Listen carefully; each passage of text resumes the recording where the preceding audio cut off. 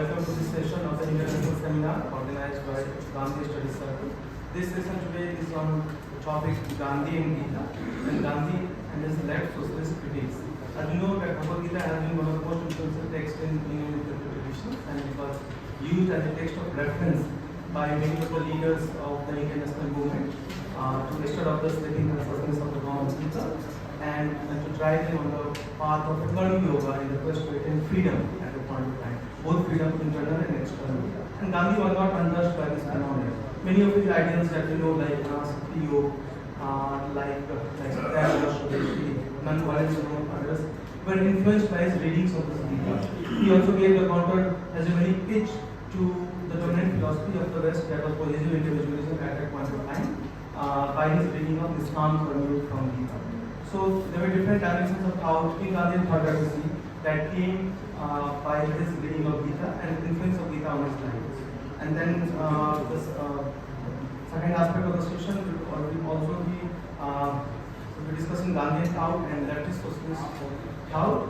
They will be put to discussion, and the debate around the topics of growth, development, and modernity will be put to discussion in our session today. So the chair for this session is Professor Manindra Thakur sir. He is associate professor at CPS. He teaches political ideas in Indian University tradition, political movements in India, and Indian political thought. His recent book Gyan Ke Raditi has created disruption in the field of political theory. And the first discussant of this panel is Dr. Jigyasha Sogarwal. He is an assistant professor Before introducing the discussants and the speakers, I would request to please take the chair, please. Professor Manindra.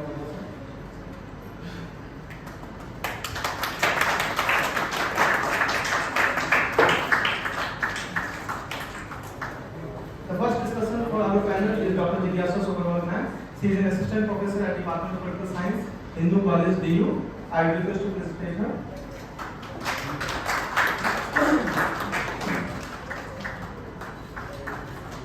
The second discussion for our panel is Dr. Ankit Singh sir. He is a research scholar at CPS Delhi. I request to please take him.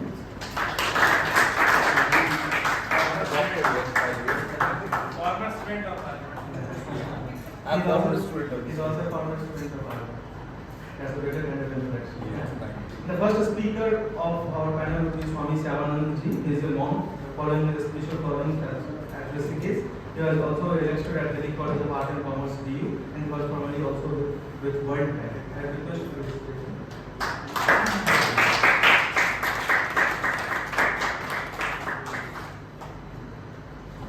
The second speaker is Gianluigi Segalerba.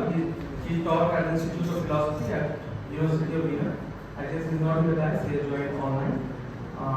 The third speaker is Ms. Vidasmita. She is a research scholar at CPS Delhi. Yeah. Next speaker will be Dr. Sudha Pathak. She is an associate professor at Bennett University. I request to present her.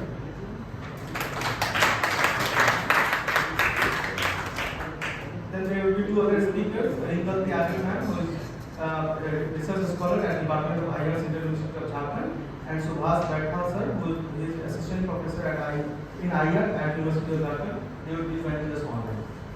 So now I request the chair, Professor Manindra Thakur sir, to carry forward for the process.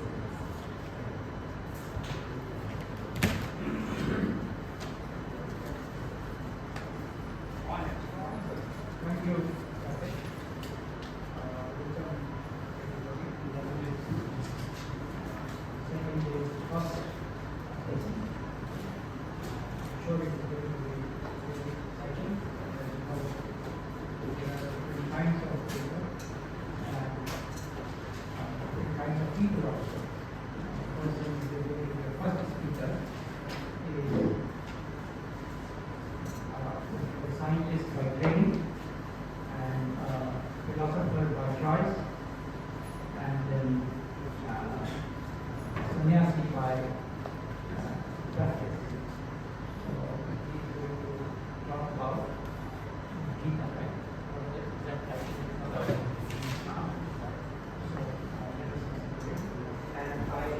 to finish in 20 plus minutes. I will swap you.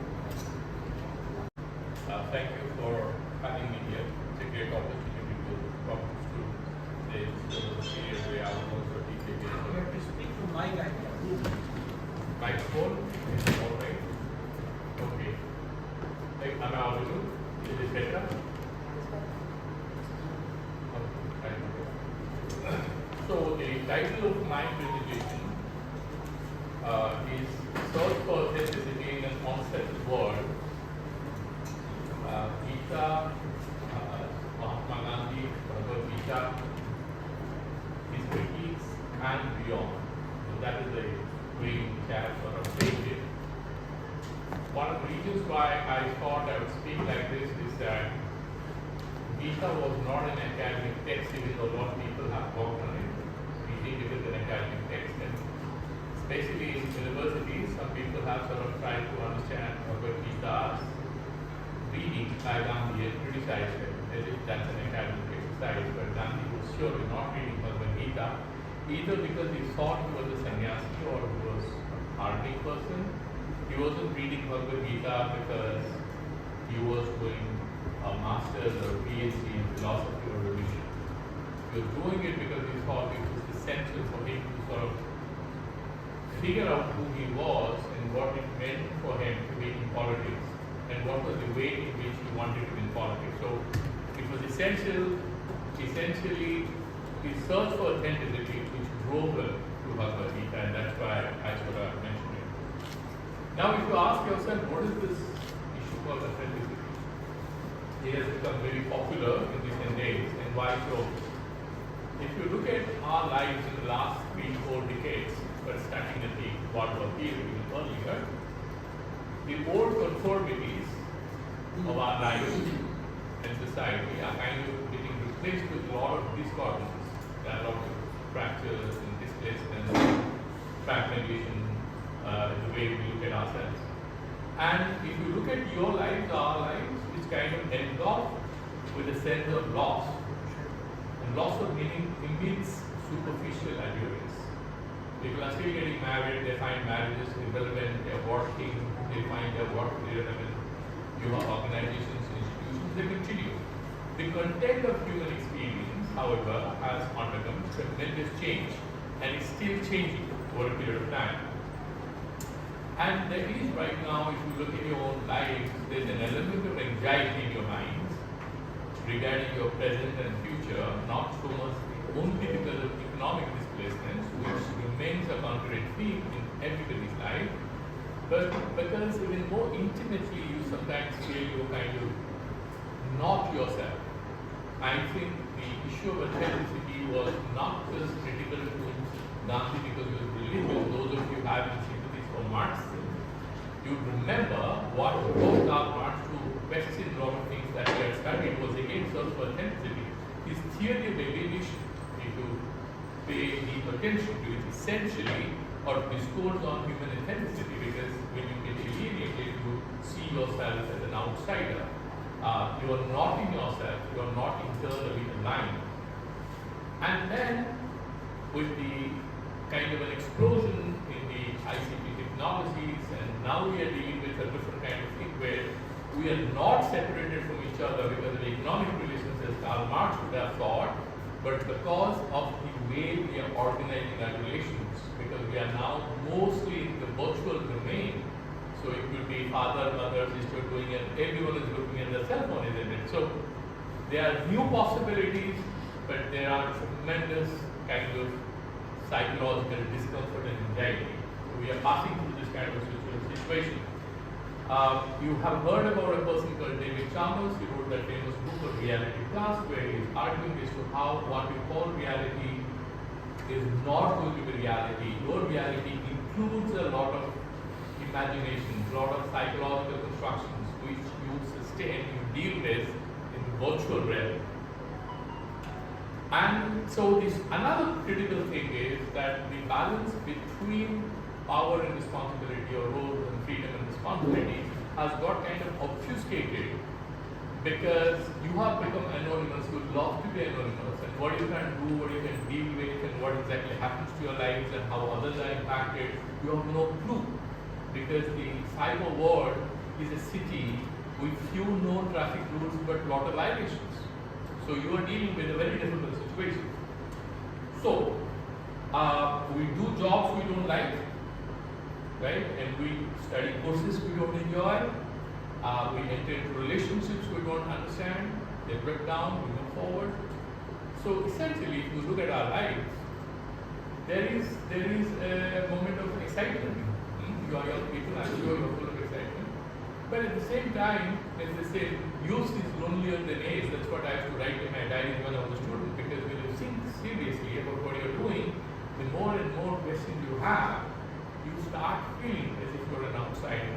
That's one of the reasons as to either people are running, they're doing guru shopping, they listen to a lot of how-to videos and these short clippings on the YouTube and how to enrich your life, and why are they doing it? Why it has become such a good business is because actually there is a demand for it.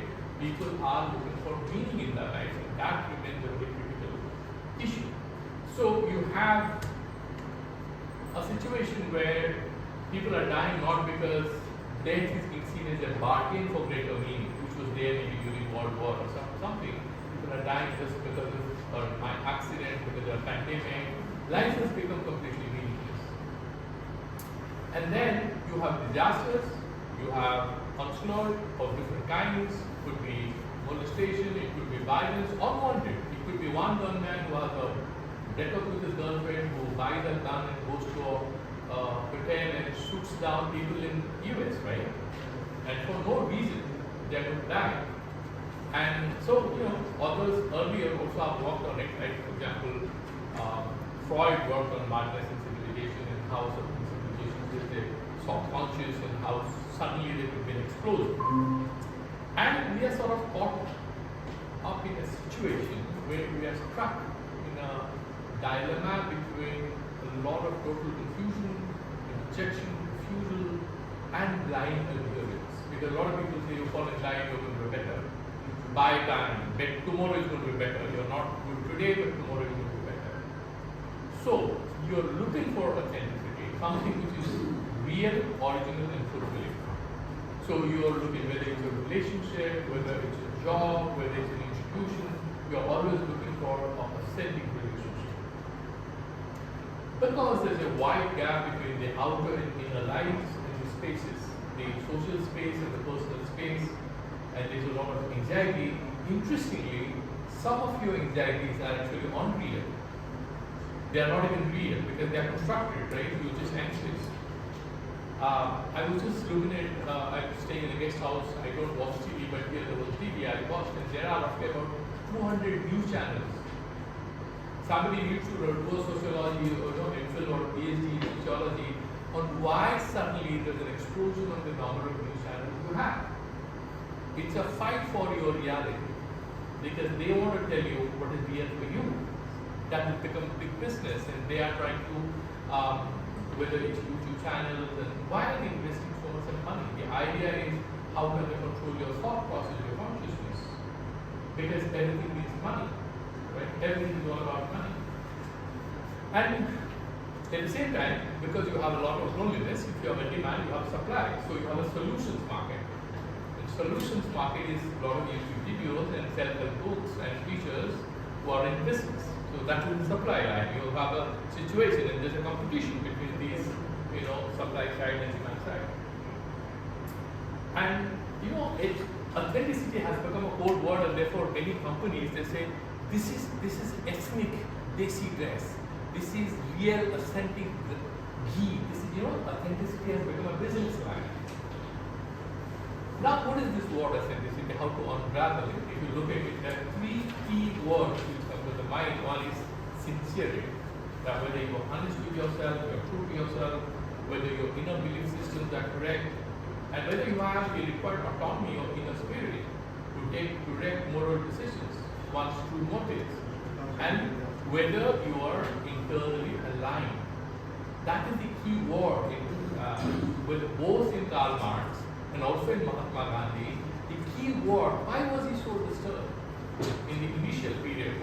One key problem in capitalism in Hall was that you are not happy. You are having so-called freedom, which is in the domain of exchange, but you don't have real relationship with yourself. And if you look at Mahatma Gandhi, you look at the spiritual gurus, they're all talking about inner alignment, but the strategies are different.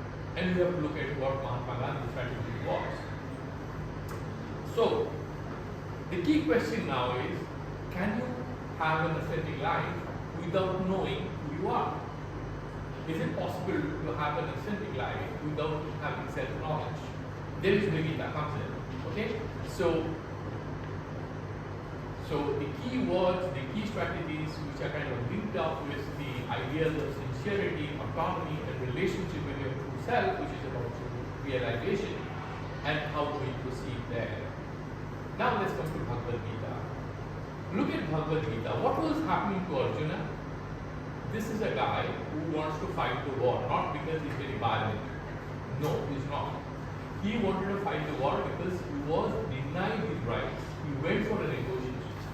His brother, and instantly, who are his brothers are the ones who wanted to burn them up. Isn't it? Now, why did Krishna choose Arjuna to tell Bhagavad Gita? There's a lot of debate about it. But if you look at Arjuna's character, he's actually more spiritual. Urvasi comes to him, and what does he tell her? Mother. She curses him. She's the most beautiful. Even Vishwamitra got confused, and this fellow says, Ma. You see? So he had complete control over his senses. It's absolutely. Which guy, there are a lot of fights. I mean, if you are talking to some girl, I'm talking about the boys, if your girlfriend or so-called friend or best friend talks to another guy, you feel good, no, you want to pick him up. You want to kill him, right? And this guy, 1 hour, it's a contest, he gets a girl, goes to mother, mother says, okay, so you had some bhiksha, you found some food, share it among yourself. I mean, come on, he could have said, Mama, this is not food, this is another human being. Okay, he didn't say. Why did Yudhishthira not say that, come on, I mean, but this fellow is supposed to be Satya Dharma, but he says, fine, okay, we'll stay. You see? Just look at it. So you see that the bit of moral virtuousness, all brothers except Arjuna, is the most authentic human being. And then he's a great fighter because he fought with Lord Shiva. He was equal and he was given a lot of boons. He was given the master of Shastra. And then he was undefeatable. He was Dhananjaya because he got a lot of gold by defeating all the kings. You know what he did with the gold? He gave it up to his brother to be distributed among the two people in a big yajna. So he is addressed as Dhananjaya. So he had jnana, he had vairagya, he had control over senses. In our system of education, we had a concept of sadhana chatushtaya. And we had a concept of anuvandha chatushtaya, pedagogy. I don't know whether in universities our professors are actually talking about this if we didn't have any field of education. We had. There was called anuvandha chatushtaya. One is vishaya, and then you have prayojana, you have adhikari, and you have samandra. What is vishaya? What is the subject matter? What kind of course you want to do? Okay? And then why you want to do it? You need to know what is the rationale for your studying that. That is prayojana. And are you qualified? That is your adhikara. Adhikara in our language is not about rights. It's about yogyata, eligibility. Adhikara is always whether you are qualified to do that, whether you will understand it. Fourth is the text and the vishaya is going to explain to you, is it properly aligned? So it's pratipadya, pratipadana samandha. What the text is and what it is trying to tell you is that proper correlation. I want to give a speech. This is the pratipadana, what I am speaking. Pratipadya is what? How to have an authentic life. I mean, I can speak very well and you don't get it. It happens, right? In your life as student, great teachers, they come and give a lecture and go away. You don't understand anything. It's quite possible, right? So there should be a proper sambandha between pratipadana and pratipadya. In Bhagavad Gita, sadhana chatushtaya is viveka, vairagya, samadhamani, sarka sampati, and moksha, desire for liberation. One is viveka, nitya vastu viveka. What is nitya and what is... So Arjuna is not having this sadhana chatushtaya in a perfect way. Partially enlightened. He is like most of us. He is partially enlightened. He has an aspiration. He is educated. At the same time, he has deficiencies. He has emotional distances, depressed, is scared, he was battle free. Krishna didn't, a lot of people argue that Krishna has persuaded Arjuna to fight. No, Krishna didn't tell him to fight. He wanted to fight. He wanted Krishna's help as a charioteer as an advisor. So you have to keep that in mind. But he gets, like, you choose a course, your mom didn't ask you. You wanted to sit in GRE, your exam is coming, you are panicking.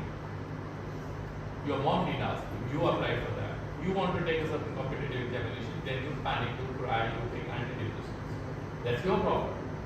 So, Bhagavan is giving an advice in the battlefield. There starts the whole drama there. Now, just a few minutes, how many more minutes? 7.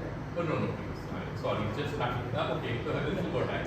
If people get bored, I'm going to stop immediately. So, you see, if you look at Bhagavad Gita, those of you are interested, is there anyone who has ever read Bhagavad Gita? Okay, I'm so happy to see these hands. But tell me, have you read actually with meaning? No. Could not understand much of it. Just tried and then I realized no. I understand. That's what happened even with me. And I tell you, that's what happened with Gandhi as well. So we'll go there.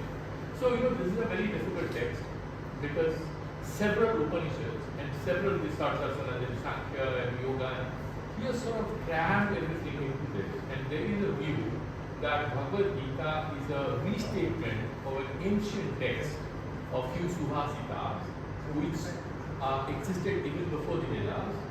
That was kind of the wisdom of the Indian area of the civilization.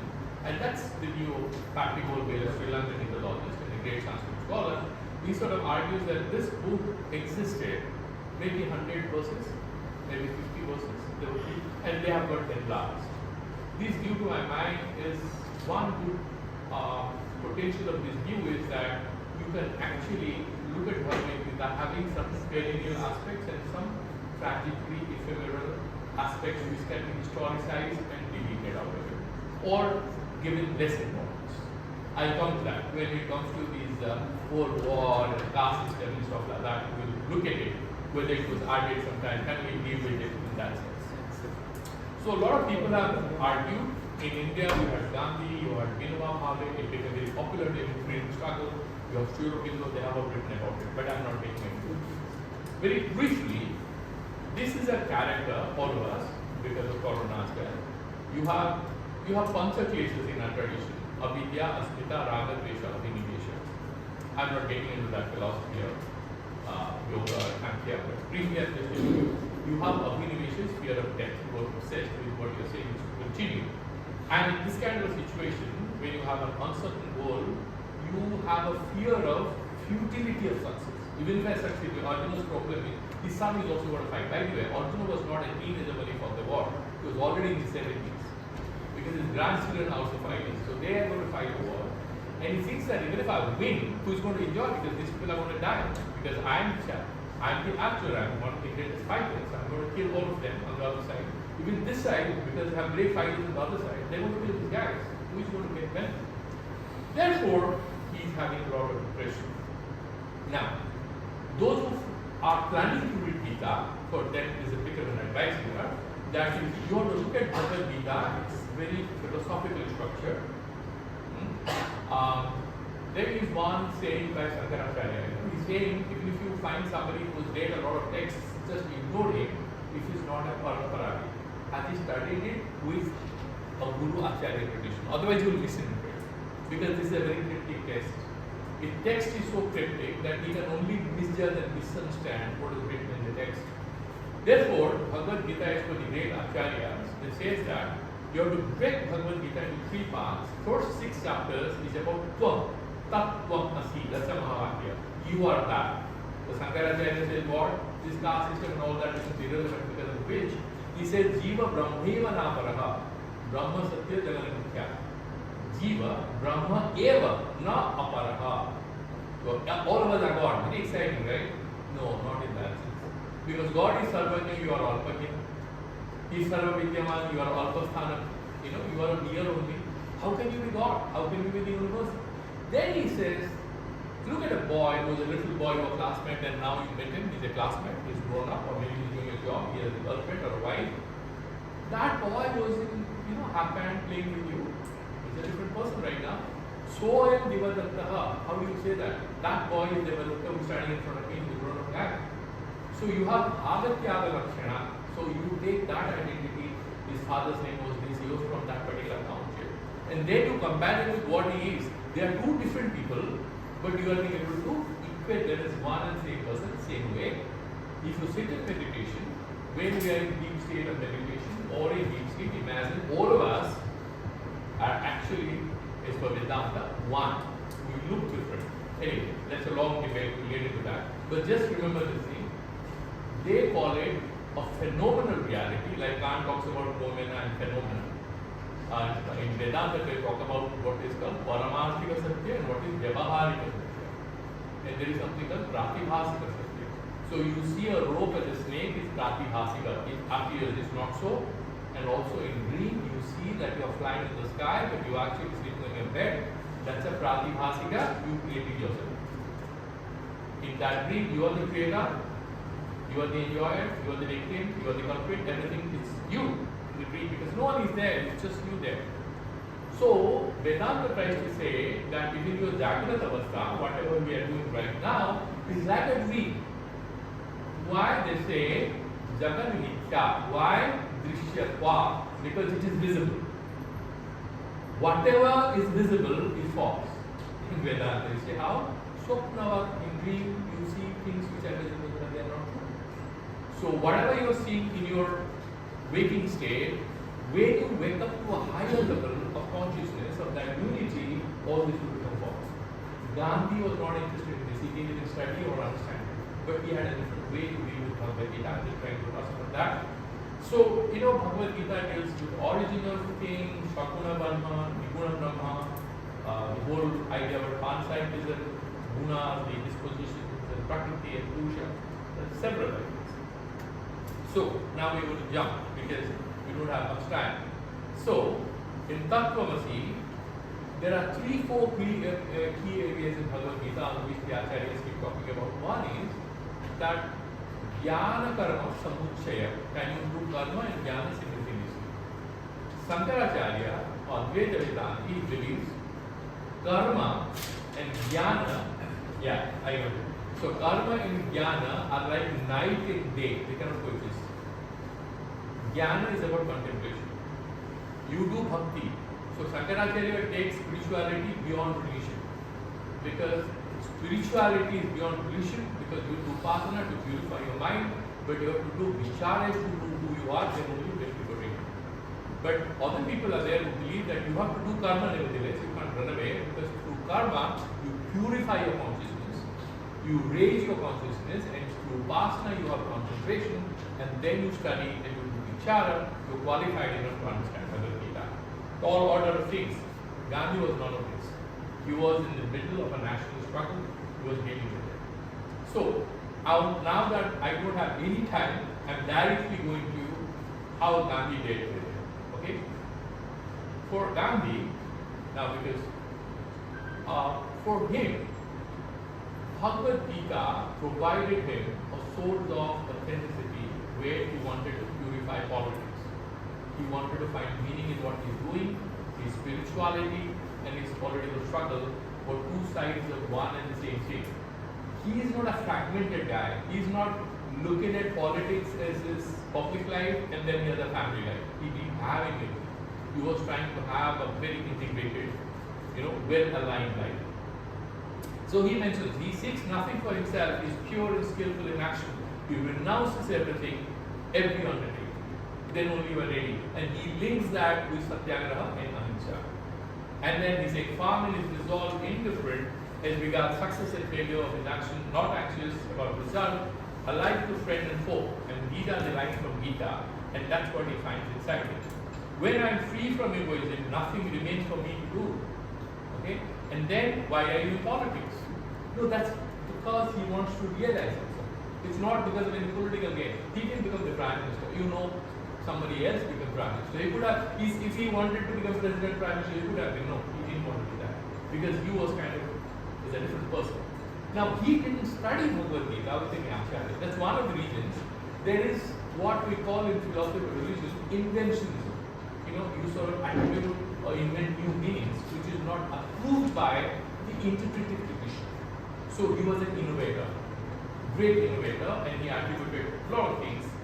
Now, if Gandhi did not study with the proper Acharya, I found when I was reading, the whole thing I read again yesterday, his commentaries, he's strikingly close to the view of Ramanujacharya, Vishishtadvaita.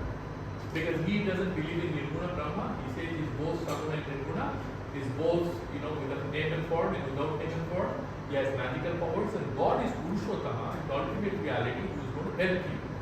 And you have to have devotion. He's very close to the Christian, approach to the theological, articulation of God. Same in Vishishtadvaita tradition in India. Now, how can we be so close? One is that actually he had a very good exposure to Bible. He was very good exposure to the Eastern Christianity, Russian kind of thing. But Tolstoy was greatly influenced. But in addition to that, if you look at our tradition, even though you may not be supported by logic, you can find the truth. As per our tradition, there is something called Sambadi Brahma, Visambadi Brahma. So there is a red color in a house. You are looking from outside through the window, and then you enter. You are thinking it's a diamond. There is another guy who thinks it's a diamond. He finds a lamp. You find the diamond. So it's called Sambadi Brahma. It's a useful mistake. So Gandhi, through his powerful intuition to my mind, and because he's a pure-hearted guy, intuitively he derived some strikingly interesting conclusions out of Bhagavad Gita, even though he was not a trained student of Sanskrit. He had no idea of Sanskrit. He mostly relied on Arnold's translation and then a couple of others are present, stuff like that.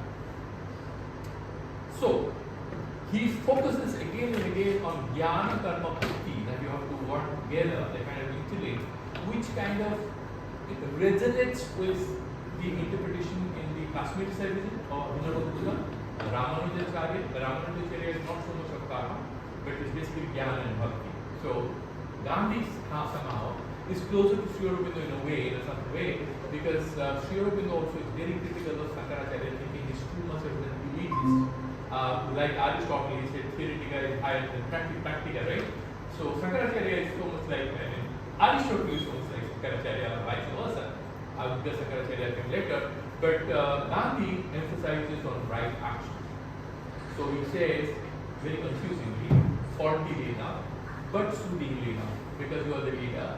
He thinks that even if you are Jnani, that's not the end all of it, you have to have right action. And unlike Tilak, who believed that politician cannot be saintly, he believes yes, you can. And that's one of the reasons, that's why I'm just trying to come to close to it. So you cannot have satyagraha. So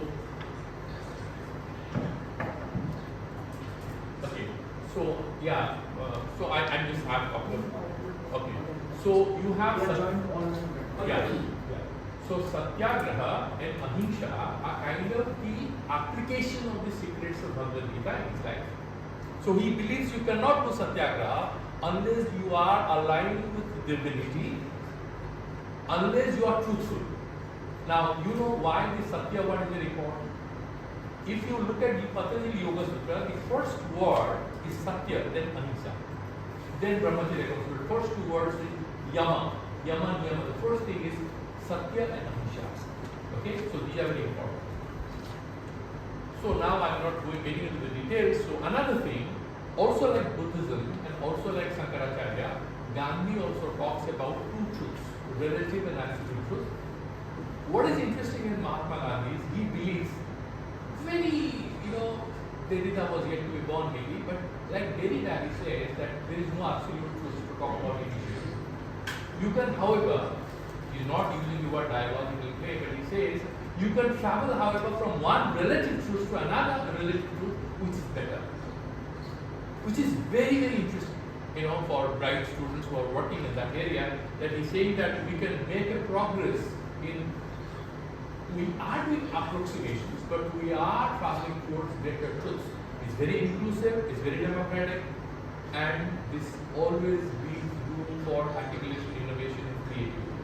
Because Professor Singh is so much wedded to the idea of creativity. Gandhi was the most creative interpreter of Bhagavad Gita to my mind. And He agreed with Sudha, because he wrote later on, that Gita is not a Moksha Shastra, it's not about liberation, it's all about making your life better. Sudha also talks about, rise, like Karl Marx. Karl Marx also said, we should rise with the class, not rise from the class, because capitalism gives you a chance to rise above your class by being rich. Karl Marx wanted a solution for everyone. Same also Sudha talks about that I should liberate all. It's a very bodhisattva kind of idea. Bodhisattvas are the ones who don't want liberation because they want to liberate others. They want to work for humanity. Gandhi was same bodhisattva tradition of India. Now the details I have to miss out because on 3-4 things I want to mention. On violence. There's one criticism that Gandhi was treating Bhagavad Gita as an allegory, as a metaphor. It was not a real war. I just want to mention one thing. He was not out of the interpretive tradition in India when he mentioned that it is allegorical. Why? In the Chandogya Upanishad, the first adhyaya, Prathama adhyaya, second, if you look at it, there is a war between Devasura Sangrama. A lot of Marxists, including in JD, they believe that Asuras are proletarians and Devatas are kind of quite faulty because they are actually brothers.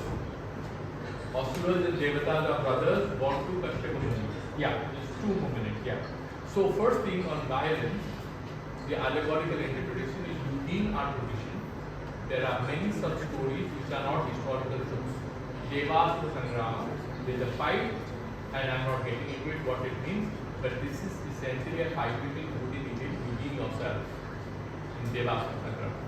Similarly, there are so many other Puranic texts like Sadi and others. There is a lot of metaphorical violent conflicts which have no historical significance at all, but essentially to help you deal with the conflict between good and evil.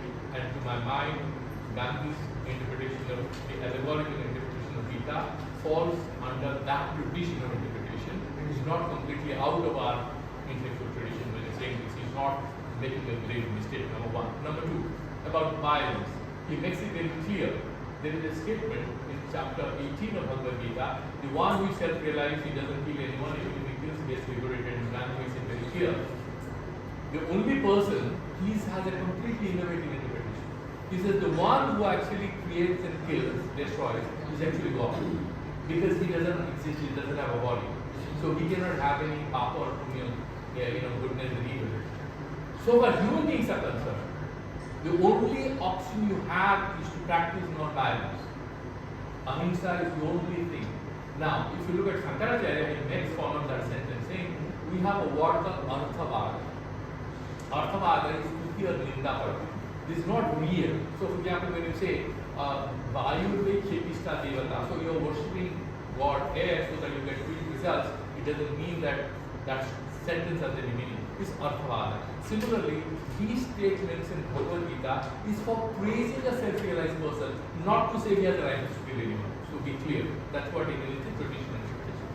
There is no more time to get into violence. Now, Varnashrama Dharma. On Varnashrama Dharma, in Bhagavad Gita, Gandhi remains stunningly silent. He doesn't have a word to say on Varnashrama Dharma. He just, just bypasses it. Doesn't have any comment. He, however, says the self-realized person is one, Samadharshi. He's saying if there's a guy who is bitten by a snake, whether it's a Dalit or a Brahmin, the true guy, true realized person will be able to use his own lips to suck blood out of that poisonous blood out of both, whether it's an animal or a human or a Dalit or a Brahmin. So he's saying the Samadharshi thing of the Jnani is actually an answer to this criticism about Varnashrama Dharma. Varnashrama Dharma, Bhagavan also says, I have not created. I am not creating anything, it's just inaccurate. So far as Shankaracharya is concerned, he mentions this is because of our jnana that we are saying Brahmana hom, Kshatriya hom. This whole thing, I am a Brahmin, I am a Kshatriya, you get ignorant. Because you are none of these. You are the pure soul, you are the pure truth. So, there is so much to speak. I wish I could go on for the next 2 days because I have just finished one part of the slides, but I am just winding up. So, what we take away from it? I just mentioned all this so that actually you pick up a book that you study. You want to read, pick up a book where each word there is an anvaya, because everybody interprets and writes in English or any other language. They don't tell, they tell things they understand. They don't tell you the meaning of it. So it's very important for you to pick up a book where there is very honest, authentic translation, but each of the words are mentioned. Any of you interested, I'll give you a website address which is freely available with word meanings. Interestingly, he's not an Indian. Okay, he is an European who comes to Rishikesh. He has created a whole website, and it's easy for you to understand. Sankarahasa is also mentioned. I think somebody should take out, and I wish we can have a longer discussion on Bhagavad Gita and Gandhi. Gandhi's Gita itself requires an evaluation. Now people have done it from political science or sociological point of view, but it requires an evaluation by, I personally want to now take it up because it has tremendous philosophy. Gandhi has been very weak in understanding the cosmological aspects. He comments on the first 6 chapters of Bhagavad Gita in detail. After that, I saw he has very small comments. The translation most likely is not his. He has just copied it from another people. So I'm stopping here. Where you have question answer, you can always get hold of me, and anybody interested, I'll give you the website address of that particular thing so that you can study. Have a good day. Thank you. I felt like hearing you more and more. If you review after very different than what you had. A lot of interesting things you are saying. I really like your term for do shopping. I know it needs to do shopping. Also the feeling of shopping. The way you are connecting Gandhi's arguments with the movement and the need of the movement that you are for. I have a lot of things to share about Gita. He just mentioned that Gita, somebody who introduced me to Gita told me that Gita not only to the dead, it has been practiced. And interestingly, there were moments when I used to be very, very angry man and used to kind of take anger any moment. So he gave me one shloka from Bhagavad Gita and asked me to repeat that every day.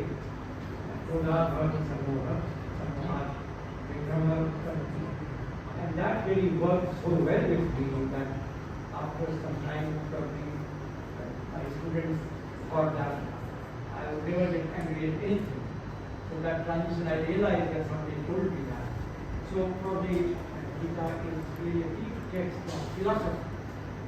Political commentators learn a lot of that. We are entering a new phase in the history of ideas where we need to revisit those texts more as philosophy text for human living. Thank you very much. Speaker online, opportunity speaker. Sorry for the technical problem that is facing. Also sorry for the delay in the program. Let us see if he is able to connect with us. He is, if I am pronouncing the name correctly, I am not sure. Gianluigi Segalerba, right? Something like that. You have to really tell us your name. Thank you. So please. Thank you very much. Thank you very much. Thank you very much. The pronunciation was perfect. I thank you very much for the invitation. And I know on the word because I had huge problems this morning, unfortunately, with my connection. I phoned the provider, but of course they did not help me. I hope that the connection does not collapse. Well, I have a presentation. If I can. Let's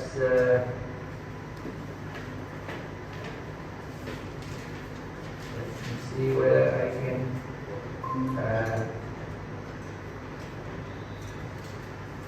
can you see can you see my presentation?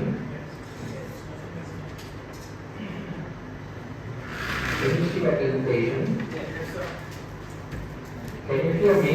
Yes, sir. Yes, sir. We can see. Can you see my presentation? Yes, we can. Yes, sir, we can see. You can see? Thank you very much. Well, I hope that the connection was not correct again. I am sorry. Yes, I thank you very much for the invitation, and I will first leave my intervention in 20 minutes so that we have time for the discussion. Of course, everything is at disposal. That is, I can send the PowerPoint and the text to everybody who would like to have it. Now, in order to come in the discussion, I would like to present my aims, the aims of my exposition.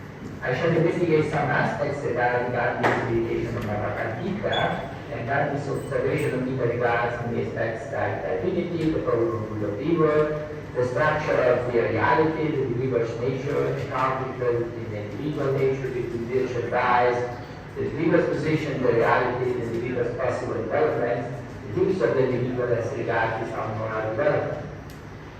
I wish to concentrate my attention on the elements which can help the individual in transcending his particular situation. I am going beyond the particular situation and conditions in which he lives and enriching the awareness that he is different from the condition in which he lives. But I wish also to analyze, as a contrast, some critical points there that indirectly address Gandhi as regards the interpretation of Gita by, for instance, on Dept. And if there is time, also I would like to take into consideration some interpreter's position of Gandhi's position. Let's see whether I will have the time. And in order to present you a summary of the main contents which, in my opinion, are present in Gandhi's interpretation of Gita, I would underline these ones. That is, Gandhi firmly believes in the power of transformation exercised on the individuals by the knowledge of the truth. The knowledge of the truth, expressed in the relation of Gita, successfully modifies men as regards the moral dimension. The spiritual knowledge obtained through the meditation on Gita transforms the individual. Individuals how to develop themselves, and revelation is the program of this development. So, for Gandhi, Gita is the program for the development of the individual and also for the society. To follow the truth does not admit any exceptions. God is the truth, the truth is God. The conception of truth, in which Gandhi discusses the extent of truth, is a authentic dimension and vision of reality, opposed to the authentic and initial dimension in which the individual finds himself as the individual, and the beginning of his life is in the condition of untruth, so to speak, and must lead to meditation, to studying, to self-introspection and self-studying and self-analysis. The knowledge of the truth and the learning process needed for individual reaction to this kind of knowledge are indispensable for the individuals for the intelligence to find the foundation both of the moral life position and of the political life order. The right moral individual education is the indispensable basis for the right political order. Individuals are composed of sattva and other systems. They consist of different components which do not live down with each other. This is not immediate. Education is needed. Individuals must evolve. Cannot remain where he is when he is growing. Individuals are morally liberated. On this point, that is very clear. Individuals are morally liberated. They cannot completely eliminate the factor until they are incorporeal dimensions. They can work against the bad factors, they can work against the negative factors, but they cannot eliminate them completely. Neither the yogis can. That is very clear in this process about this point. And individuals are developers. They have excited the vision into factors and bad factors. This is connected to the our interpretation of Gandhi's in Mahabharata, because it says it is not to be interpreted as an historical fact, it's an allegory, and this allegory in Mahabharata is the individual's condition. Individual is dependent. Individual is dependent. The battlefield of Mahabharata is actually the individual, which has negative factors in itself and positive factors, and of course it is the responsibility of the individual to decide, take a choice for which factors should prevail in his life, in his harmony, in his society. The duty of the individuals consists in strengthening the good factors and in taming the bad factors. Individuals have to become aware of their harmony. In spite of their limits, individuals do not need to despair because of their harmony. They have to be confident of their connection. Moreover, by the limits doesn't mean that the individual has no duty as regards somebody. That if we are out against this limit, this God is clear. The fact that we are limits does not exempt us from fighting against this. It's not justification. One cannot say, well, I am justified because I have limits. No, not at all. Not at all. You have limits and you have to fight against your limits. This is your duty now. This is another point which is clear. Because I would like to take into consideration, particularly a quotation of Gandhi's Discourses of Gita, which, in my opinion, has many elements for reflections, and also for contrast against some biographical studies which I found in the material. Gandhi says about Atman and about our conditions in Atman. He says the concept, special concept which in my opinion are very interesting, very rich, very significant. The innovation in avatars is again for Gandhi quotations. All design pages are quotations, are not mine. Design pages of PowerPoint are quotations. The innovation in avatars may present the difficult to some of us. Avatar means descent. Our descent means God descent too.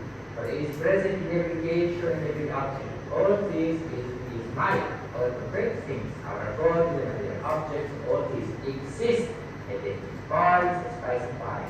But the Atman was not brought back into ways of space exist through all time.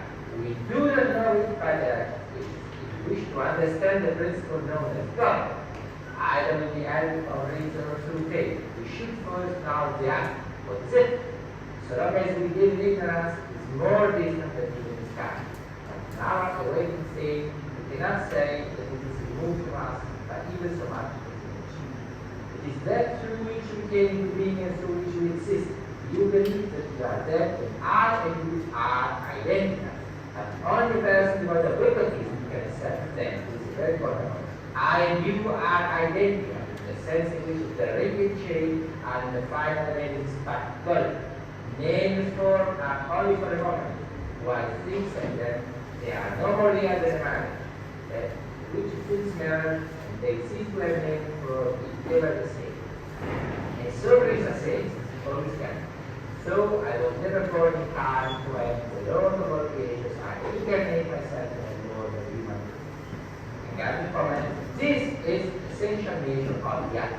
If we realize the truth, we would always act conformity with that nature.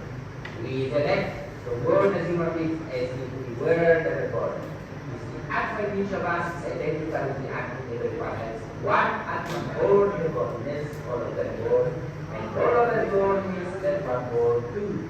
This is what I get to grasp. This is science, says Sri Krishna. And through it, I incarnate myself in this world time again. We can follow reason only up to a point. What then does avatar mean? It is not as if that comes down from above. If you would be right to say, explaining about egotism, each one of us is an Atman. The Atman in everybody is as important as the Atman in another, so out of we see differences. Now, awakened state or one. So we are ignorant state, we may seem separate existences. In real truth, there are not several, there is only one. Process and therefore this essence named the Atman, we shall regard one as an enemy to be killed and we shall have nothing to better about. We shall not see that anyone who is us is himself too.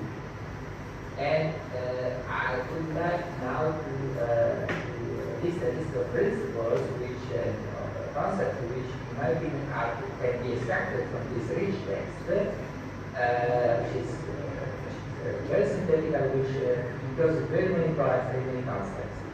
God is present in the individual's dimension. God's incarnation shows that God is not extraneous to the individuals.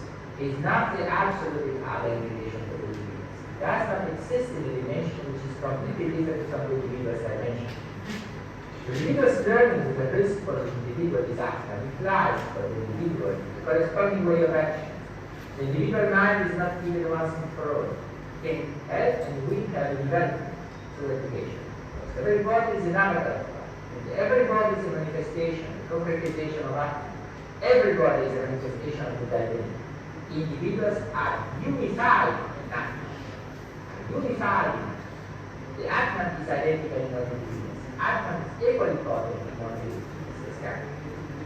The fact that Atman is equally present in all individuals means that everybody is equal dignity. Since all individuals are avatars of God, and since the Atman is equally potent in all individuals, then all individuals are equal. Hence, the consideration of the individuals as equal entities is legitimate.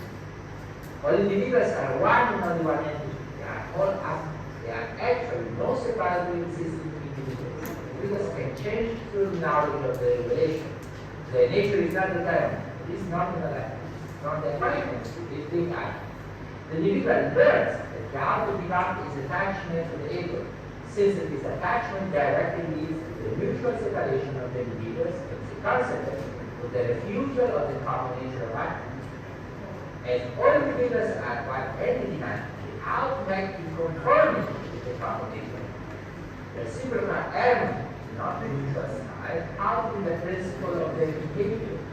For the individual to learn the manifestation of action leads to act as if were never told. He assumes the dimension and the awareness of the element. He becomes able to free himself from the particular historical condition which is living.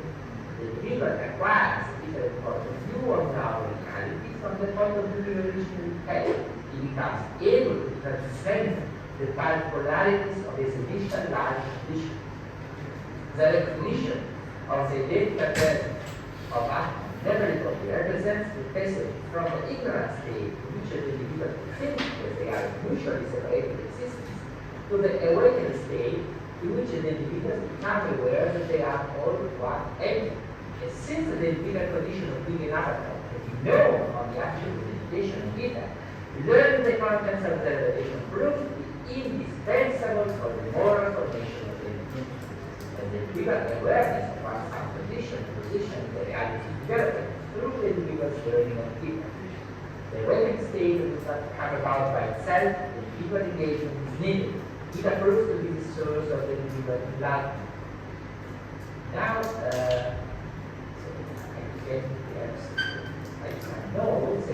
We have another 5 minutes. Yeah, well, I go through another part then because I would like to make some, of course, there is very, very things to be said from Gandhi and interpretation of Gita, but I would like to present you a contrast, a complete contrast which I found in America. And we are here transformed in a complete other interpretation, other atmosphere, rather negative, as regards this. As Gandhi interpreted Gita as the basis of moral formation and also the basis of the political disposition, my opinion on this, I discussed this in the discussion.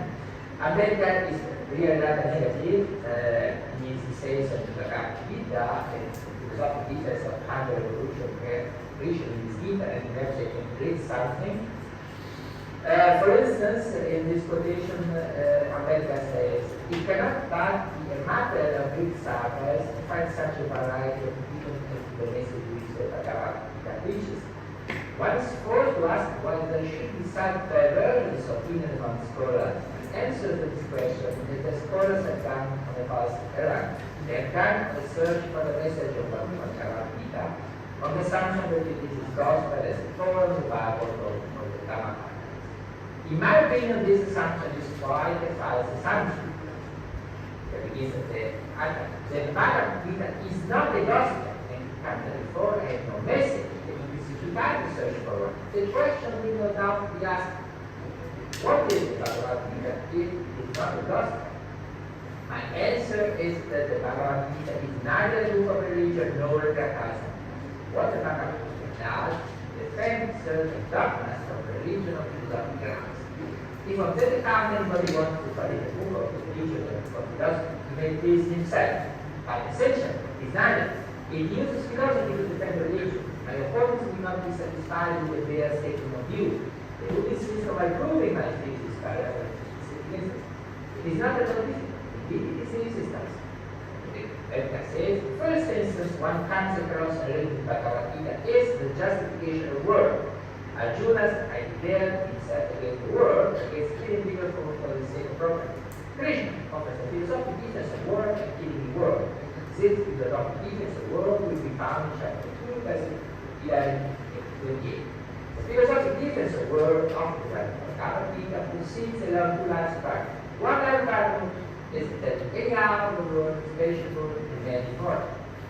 Things are bound to come to an end.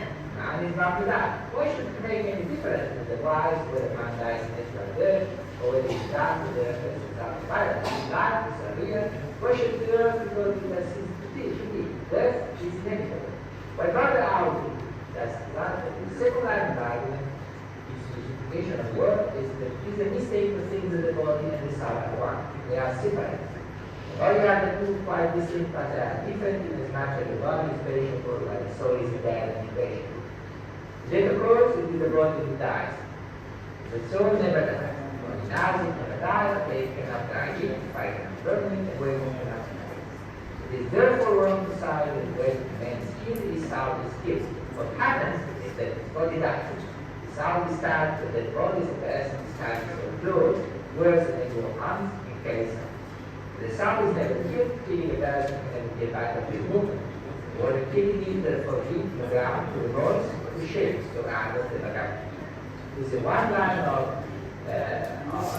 criticism by Ambedkar. The other one is, for instance, when it says Gita as represents the counter-revolution against the Buddhist dedication, where the Buddhist dedication is dedicated to the annihilation of caste, and it was contrary to violence. Gita as represents, so to speak, the counter-revolution of ideas through the tradition against the annihilation of caste and against the predication against violence. This is something which I have left for you, but I see that my time is unfortunately over. But I could just end with another point that is on the minute. I found in the bibliography, for instance, studies of Shyamananda in Sudha, who says there is difference as regards Gandhi's interpretation of Gita between the non-cooperation and after the non-cooperation, which is in 20s. And they say in the first time Gandhi interprets Gita as a kind of political philosophical program, and then he changes his mind and says Gandhi is a kind of protection, a purification for us, for the Satyagrahi who wants or are prepared to participate in the political field. But it is not to be interpreted by Gandhi, it is no longer as a philosophical political process. Well, I do not agree completely with this thesis. In my opinion, one could find another way of interpretation in order to save and to safeguard the Gandhi's interpretation of Gita as a philosophical political program too, as a conservation of the initial position of Gandhi. Perhaps we can discuss it at this point in the discussion, since I see that my time is over. I thank you very much for the invitation, for your courtesy, for your attention, for the consideration needed. I am really very sorry for the problems with the connection. I'm sorry I could not find any help, unfortunately, in the provider here. Thank you very much. Thank you very much. Thank you.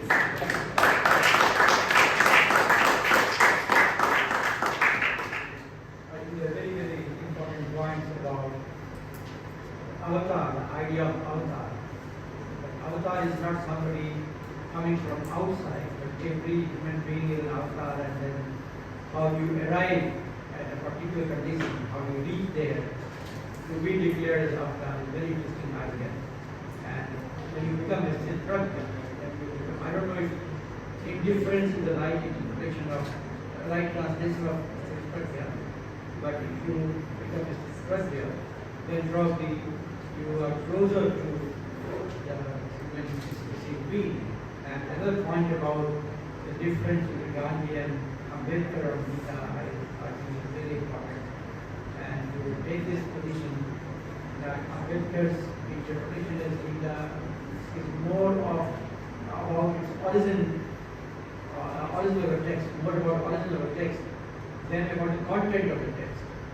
I think on the content, there are more complex things available. Origins, one can always discuss, but now it is the time to discuss the content and utility of the content for humanity. Thank you very much. We have another speaker. So we will get Then one more online. Should we go ahead and so yeah. अच्छा गीता पे जो discussion करते थे क्या? Vidasmita ma'am, she's very conscious and last of all, we're not sure whether she'll be joining us physically or like, We are not sure. we're not sure. So we have Miss Rinkal, yeah, who is online. All right, so let us listen to Rinkal and Tyagi. Yes, sir. We have 10 to 15 minutes. What is yours? Yes, sir. Good morning, everyone. And wait a second, I want to begin my speaking on presentation. Sorry to say, Internet, please turn on your mic, turn on your camera, please. Please turn on. Okay, sir. Okay. And can you please just join this meeting with a single device? You have joined this meeting by 2 devices. Okay, sir. Okay, fine. Yes. Okay.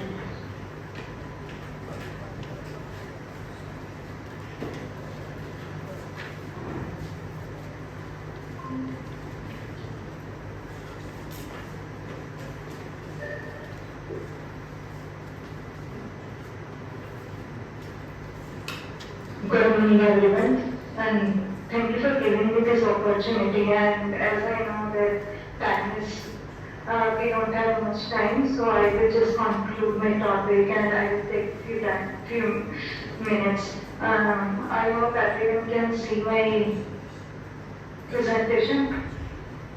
It's visible? Yes, ma'am. Okay.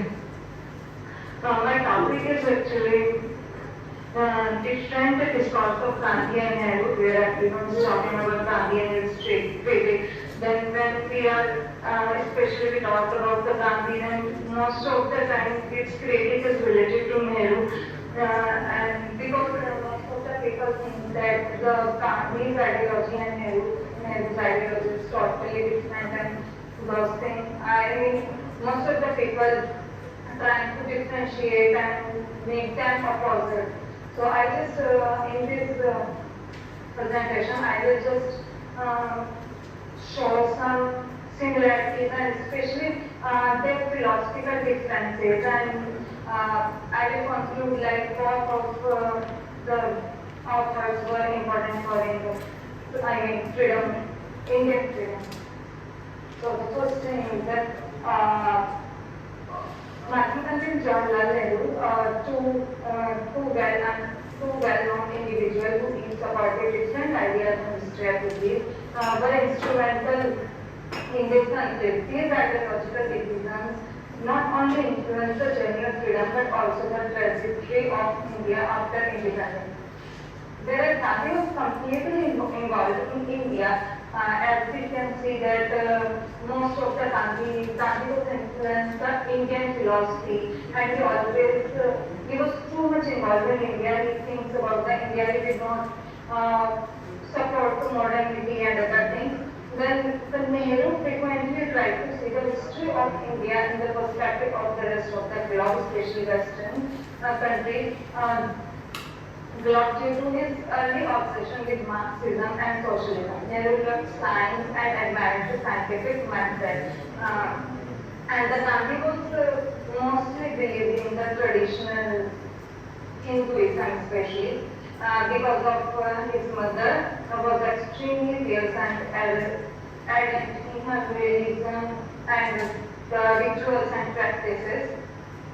So the first thing I will say about the philosophical differences between Nehru and Gandhi. If we will talk about the Gandhi, then we can see that Gandhi's philosophy we can divide in especially three distinct. The first was his early phase of the life when he was influenced by the two kind of religious system. First was the Vaishnavism because of his home, at his home everyone everyone follows the principles and rituals as Vaishnavism. And the second one is the Jainism.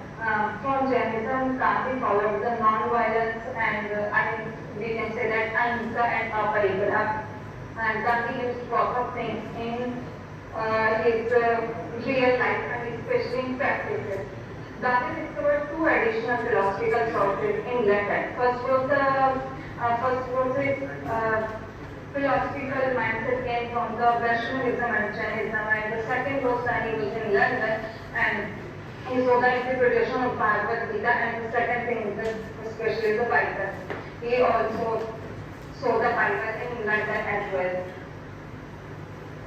So through the Bible, Gandhi believed that the God was always present in history and that the only way to accept his historical destiny for man was via absolute non-violence. So, those things were influenced Gandhi, especially those philosophies. If we will talk about the Gandhi and Nehru, then we can see that Gandhi was mostly influenced by the philosophies, different philosophies, but mostly related to the Indian philosophies and the special, we can say that the tradition and rituals on those things. And if we will talk about the Nehru will significant traits of the Soviet Union, United States and Central European Union. The Marxist influence clearly displays the rational pursuit of happiness of life as the Nehru. Nehru was more affected by the modernity and liberal philosophy in the West. He supported the idea of industry, science, technology and all contribute. He thinks that all things can contribute to the society's advancement. So we can say that Nehru supported the rationality and secularism and the beliefs in the democracy and the other things. Gandhi was more involved in the traditional philosophy and rituals. If we will see the first thing, the economic ideology, so as we know that Gandhi's whole political philosophy appears to revolve in the economic issues that at the time were the major public concern. So for Gandhi, values of simplicity, self-sufficiency are the key concern of the economic ideology. He focused on the Swadeshi concept, and his economic philosophy is based on the economic strategy. And he focused on the rural poor peoples and more than authority. So if we will see those and that is idea of economic philosophy, then we can say that he focused on the rural areas, on the last person as his philosophy. He even talked about the last person of the world, and his philosophy of economy was based on the simplicity, and he don't want to protest too much, and he just focused on the self-sufficiency. Gandhi favored especially rural economy based on the self-governing village republics, as we all know. So he believed the use of the machinery, but not too much production. He said that we can use the machinery for economic growth, but we can't be dependent on the machinery.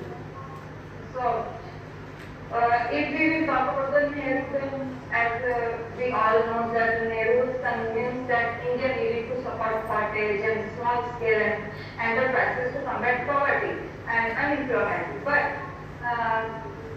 because his ideas related to the Western philosophy and Western nations, and he had a bird eyesight, so he was thinking about the world. So he only regarded them as a temporary solution. Like if we will talk about the small scale enterprises, so he said that he can combat the poverty and unemployment, but it can be the temporary solution. So he was more focused on the industrialization. And for Nehru, industry, not agriculture, was the driving force behind the economic growth. In Nehru's opinion, agriculture was a backward and culturally inferior profession if we want to the earth and fed on natural forces, made man a toy of nature. And so he wants to focus on the more industrialization, modernism. He wants to ignore the traditionalism, especially where people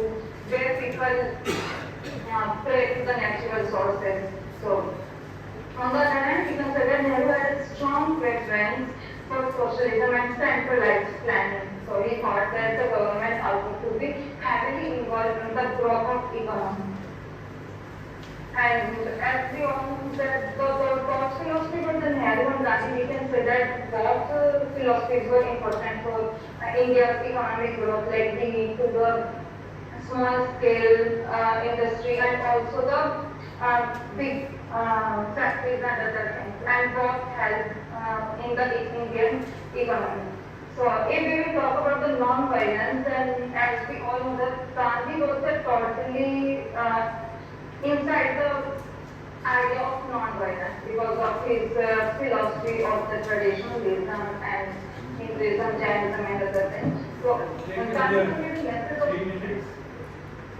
yes, Gandhi was involved in non-violence, mostly involved in the non-violence and spiritually and in a practical way. So he achieved those things also in his practical life. But if we will talk about the Nehru did not give his completely loyalty to the Ahimsa.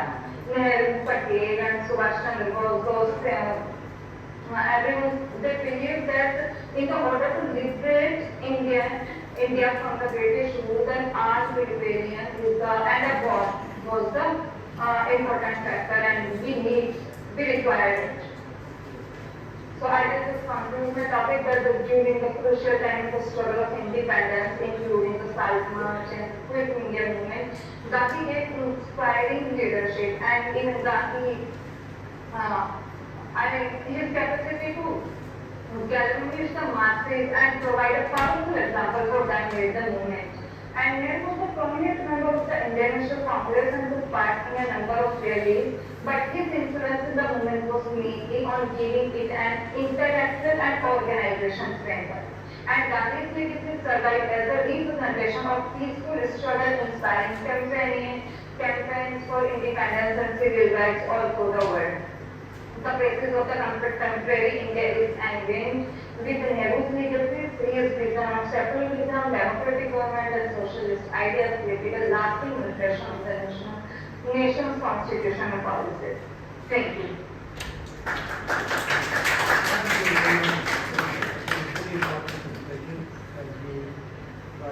Nehru and Gandhi and differences between the two. I'm sure there are many differences and many similarities. No doubt about this that Nehru was probably a good disciple of Gandhi. Yet there were differences. So this is also a model of politics in India, which probably could not prevail after some time. And maybe India has to move on this kind of relationship where you agree and disagree and manage things differently yet remain in big debate. That is necessary. Thank you very much. Now we will move on to the last speaker, Dr. Sudha. Please, we can move there.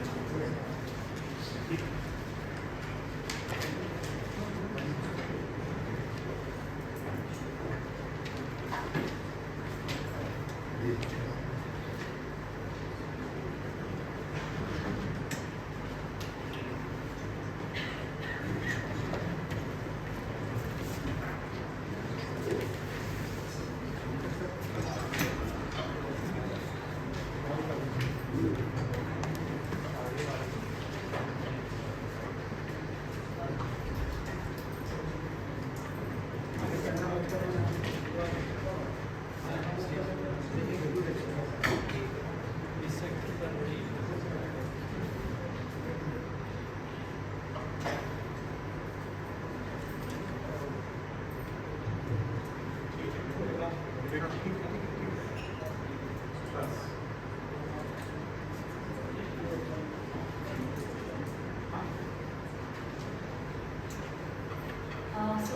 everybody.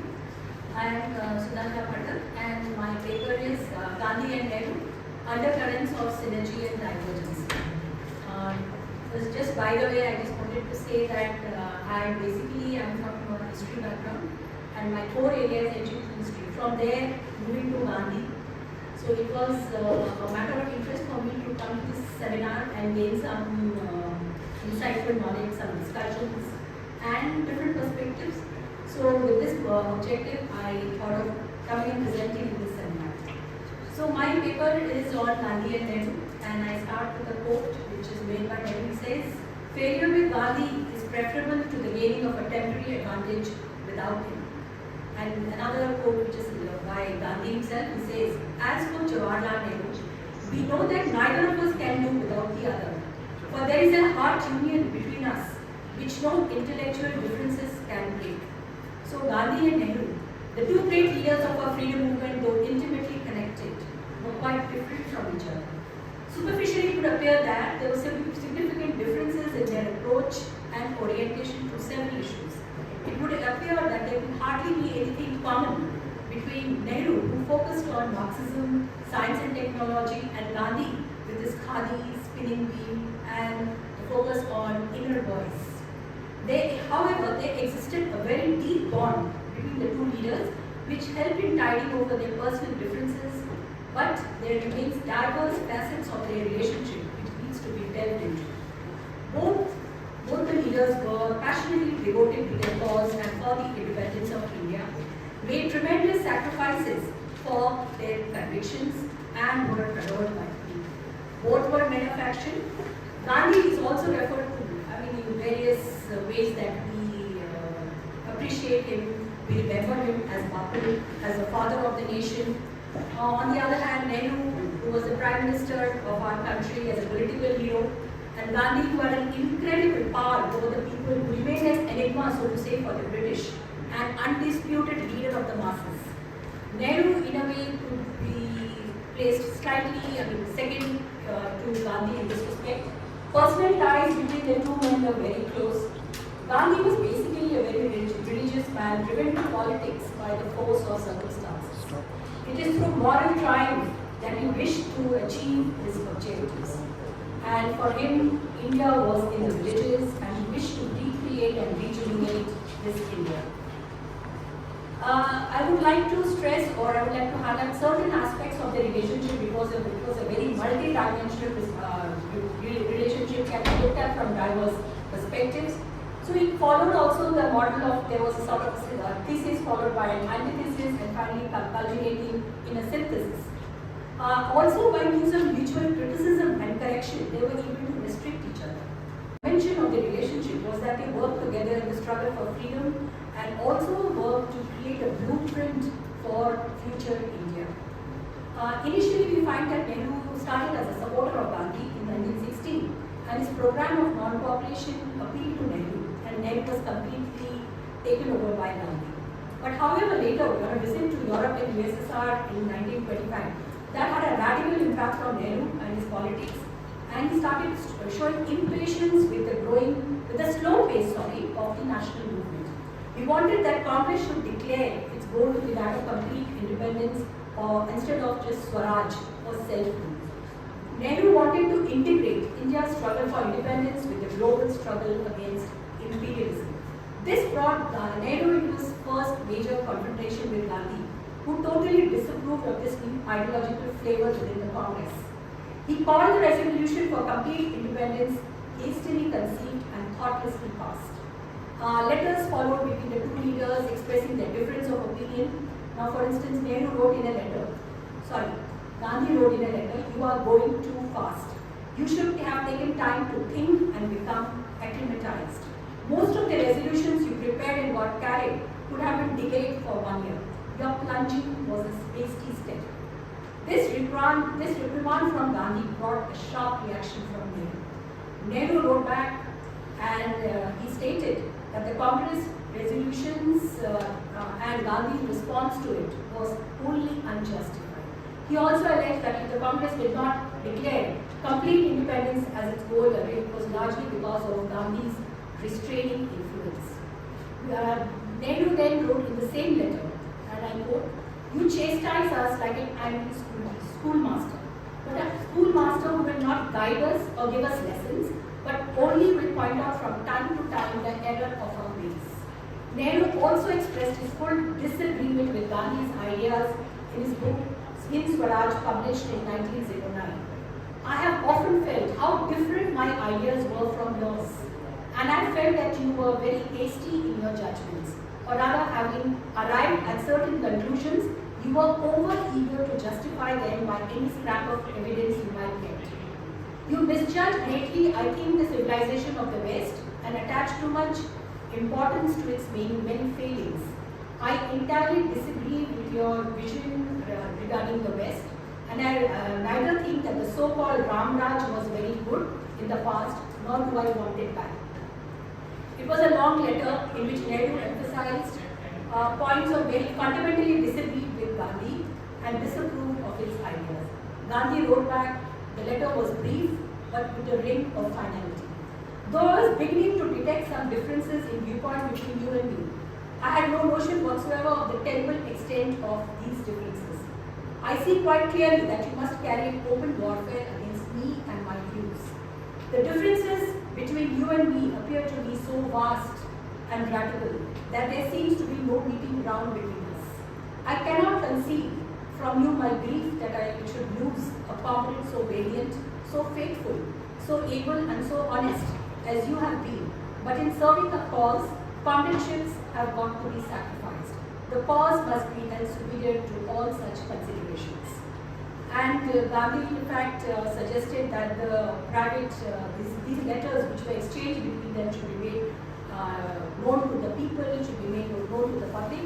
But at that point of time, probably Nehru felt that things had gone too far, and then in a way, there was a sort of a reapproachment that we see between Gandhi and Nehru. And Nehru said that, "Am I not your child in politics, though perhaps a truant and an errant child?" So in a way, this ended their first major encounter. Later on, we find that when Nehru became the president of the Congress in 1921 in the Lahore session, and the slogan of Purna Swaraj, which was given, and at this point of time, Gandhi backed him completely, and then finally we see that the famous Gandhi March and the civil disobedience movement, which was ushered in 1930. So who really won in this round of encounter? Basically, Nehru triggered in Gandhi a creative process of dialogue and introspection. A thesis met its antithesis, flowed into a synthesis of national complete independence. The real gainer here of this encounter was Indian nationalism and the struggle for freedom. Another aspect that I would like to discuss, how Gandhi and Nehru restrained each other. Quite apart from arriving at a synthesis, the two also restrained each other and in the process enriched each other's politics. Nehru's commitment to Marxism and the resolve to transform Congress in a socialist direction during the 1930s brought him into a serious conflict with the right wing within the Congress. And as things moved to such a state that there was a threat of an imminent split which was to come about in the Congress. And this developed into a serious crisis also within the Congress. Nehru was aware of this, but he did not seem to mind taking it to its logical conclusion that means probably a split. But then Gandhi intervened at this point of time and he approached the issue differently. He decided to put the crisis itself to a test by making Nehru the president of the Congress in 1936. And then we find that Nehru started to use his position and this opportunity to advocate socialism, which brought him again into conflict with the right-wing members of the Congress Working Committee.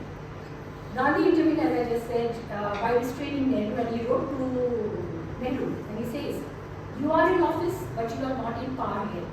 To put you into office was an attempt to put you in power, quicker than you would have otherwise been. Anyway, that was at the back of my mind when I suggested your name for the crown of thorns, which is the Congress presidential. Keep it on, though the head be bruised." Gandhi urged other members also to reconsider their position, and from then this point onwards, Nehru developed an accommodating spirit, and sort of a consensus was always arrived at while making the major decisions of the Congress. And this helped in sort of a consensus for different leaders, for instance, Patel or Maulana Azad, Rajendra Prasad, and this accommodating spirit we find was continued subsequently. Gandhi's politics was also influenced by Nehru. And Nehru imparted several dimensions to Gandhi's politics. For instance, Gandhi had never shown much enthusiasm for constitutional matters. This was understandable given Gandhi's antipathy towards formal structures of power. He had all the reservations regarding the Swaraj party which had been established and the decision to extend the national movement into legislative bodies. He was not very enthusiastic either about the Nehru approach. So, other aspects regarding the two leaders which I would just like to quickly just sum up would be that Nehru's ideas of democracy, socialism, Western equality were Western, but while Gandhi wanted to restore the past, Nehru had a vision of the future. And his background explains why he preferred the preference for the steel plant over the plow or democracy or other forms of government. And while Gandhi inspired Nehru to maintain the spirituality of Indian culture, Nehru influenced in shaping Gandhi's views of world politics and international economics. There existed a fruitful comradeship between the two leaders, which is a significant feature and a fruitful development of modern Indian history. Gandhi's spirituality and Nehru's humanism were of fundamental value and significance to India as well as to the world. At midnight, on 14th of August 1947, when Jawaharlal Nehru was making his famous speech of Tryst with Destiny, and India was rejoicing in jubilation, Gandhi was far away, in a slum in eastern Calcutta. And he said that when he was asked by a journalist for a message commemorating India's independence, he said that it was a day of fasting and prayers for him. There's also a widespread notion that these two leaders, they were also rivals, or that when Nehru developed as a radical leader, and he in a way developed as a rival to Gandhi. And there's a quote which is made by Gandhi himself in 1926, and he says, are we rivals? I cannot think of myself as a rival to Jawaharlal or him to me. Or if we are rivals in our love for each other in the pursuit of the common goal. Besides that, there was also difference between them with respect to the perspective on the use of science and technology, the use of modernism, and Nehru says that there is something very wonderful about the high achievement of science and modern technology, and we know that Gandhi was completely opposed and had a completely opposite viewpoint with respect to this. And the drift between the two is also became more apparent when during the period in 1938, when we have the National Planning Committee, and Nehru accepted the position as the chairman of the committee. And he felt that if a country was to be developed or was to be highly industrialized, then the economy had to be made strong. And during the period of transfer of power and period of the Cripps mission, and when Attlee was also announcing that the British would leave India by 1948, Nehru said to Gandhi, "You are far away for a consultation," and he refused to move out of Eastern Bengal. Gandhi completely being opposed to partition, and he told the three young socialists who were with him, "In my opinion, Congress should in no circumstance be a party to partition. We should tell the British to quit unconditionally. Why should we make ourselves accessory to what we hold to be evil?" After independence also, Gandhi expressed his disappointment with the course that India was to take after independence, as it was not in consonance with his ideas that regarding the new world order or the new order in India itself, which was which incorporated Navy, Air Force machines, these ideas which were completely unacceptable to him. So I would just conclude by saying that there were various facets, various dimensions between the two leaders, and they contributed each in their own unique way to the cause of Indian independence and to the freedom movement. And both of them influenced each other. There existed a deep bond, mutual admiration, and an understanding about each other. Probably they both understood each other better than anybody else in India. Nehru was instrumental in adding new dimensions to Gandhi's thinking and style of politics. And as I have already mentioned, Gandhi became more inclined to constitutional forms of government and became more acceptable to develop a positive attitude towards them. So these two leaders played a crucial role in leading and transforming freedom movement and simultaneously also impacted each other.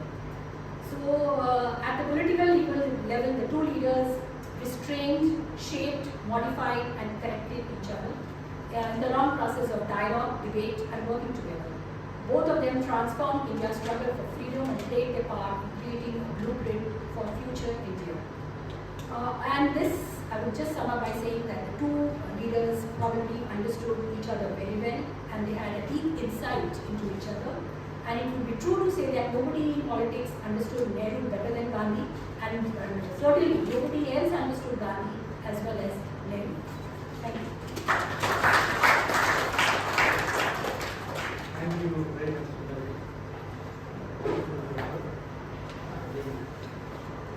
this is the moment when we need to see what kind of dialogue existed between the two and how they complement each other instead of really getting contradictions. In fact, Gandhi-Nehru relationship has always been a puzzle for me too.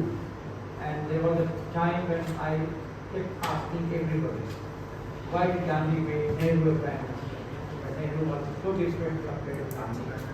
And let me share a couple of responses. Like Ashish Nandi told me that, well, probably Nehru was the alter ego.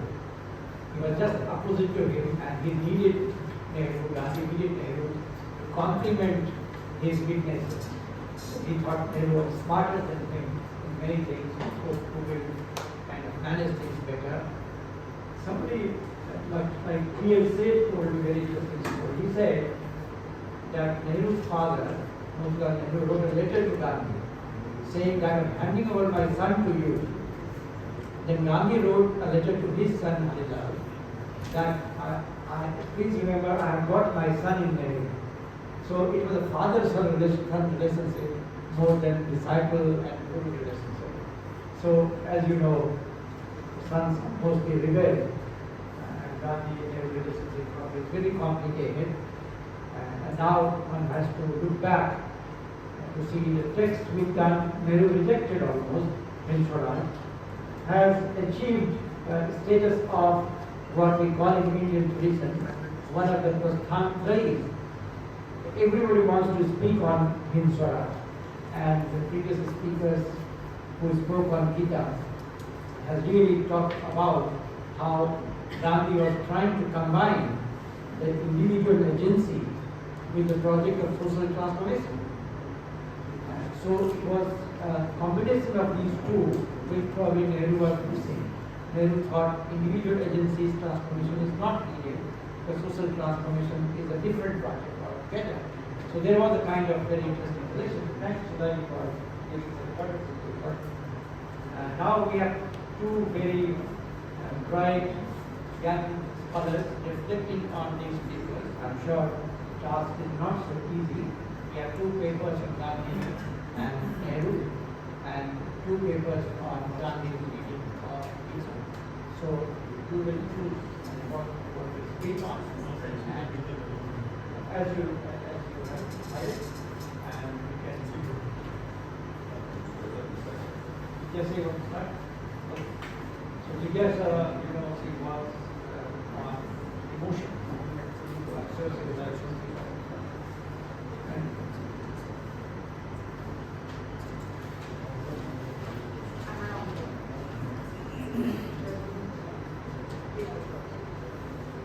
Thank you so much.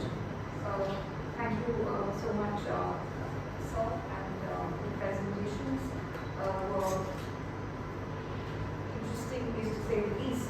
So, without wasting much time, I will immediately jump to Swami's presentation, which I thought was very interesting. It opened up a number of things for me, as well as for the audience.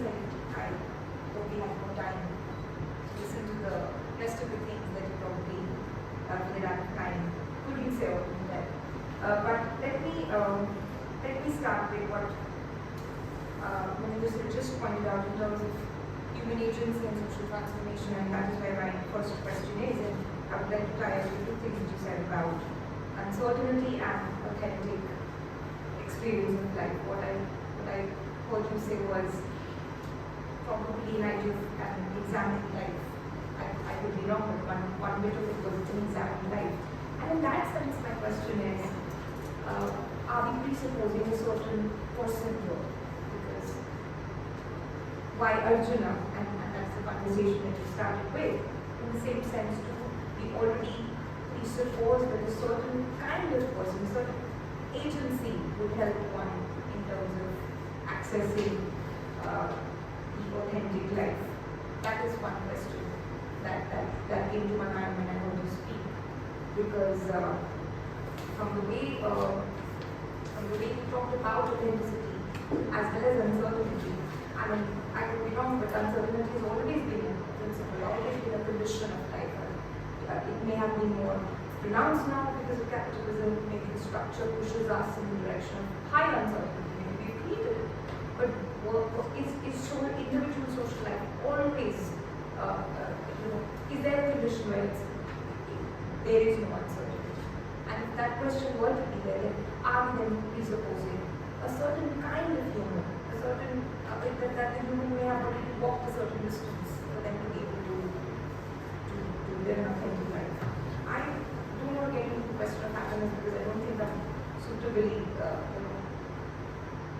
well read or well informed on the question of happiness. But I also found that question also needs a little unpacking in terms of unhappiness.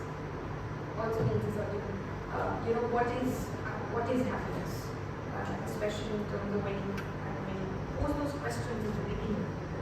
People are not happy with the work we're doing. We're doing it, we're not happy.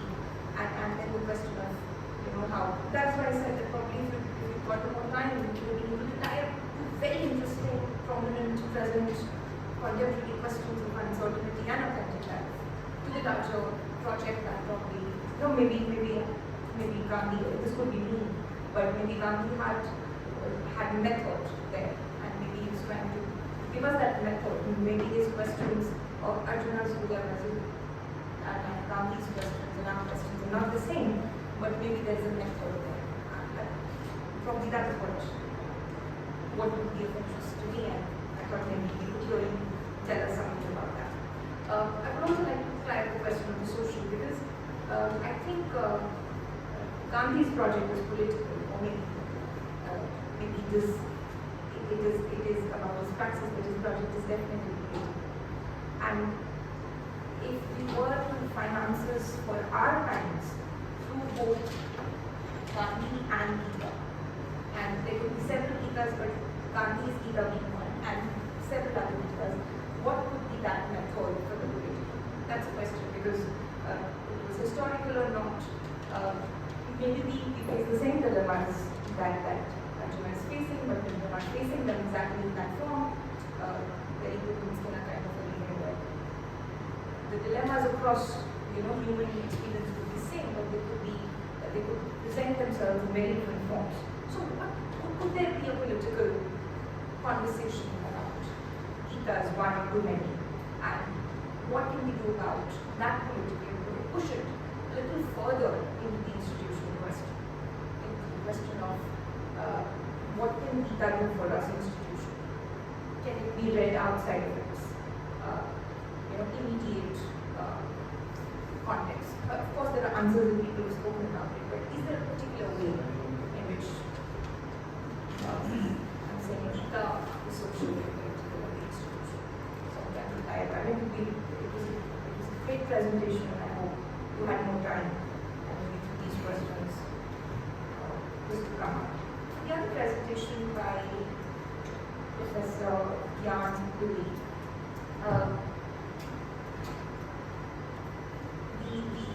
The suggestion, if that argument gets co-shared, and then we have the principle of equality, inclusive, or the principle of democracy, that because we all have a part of the Atman in us that establishes a prior equality of human beings. That's where we begin. So I'm thinking that bit is an interesting bit, again for the political question, again for the question of what do we do when it comes to treating people outside, say, of systems of liberal democracy, which are on the face of it presented a democratic egalitarian, equal prospect, but hasn't really helped transcend inequalities, helped transcend both poverty of thought and poverty of resources. So it is suggested that Gandhi brought in that idea in terms of establishing national democracy, but is there more to it? That's something that I found interesting there. I also found interesting towards the end when the presentation said it should not be read as a religious text, it should not be read as a philosophical text, and that there is more to it. Now the issue with, again, the issue with texts is that they will be read and there will always be an agency involved as a reader. So even if one were to read it intuitively, there would always be a method. And I'm tying up what I said about Swamiji's presentation and this presentation is that a text will always have a method.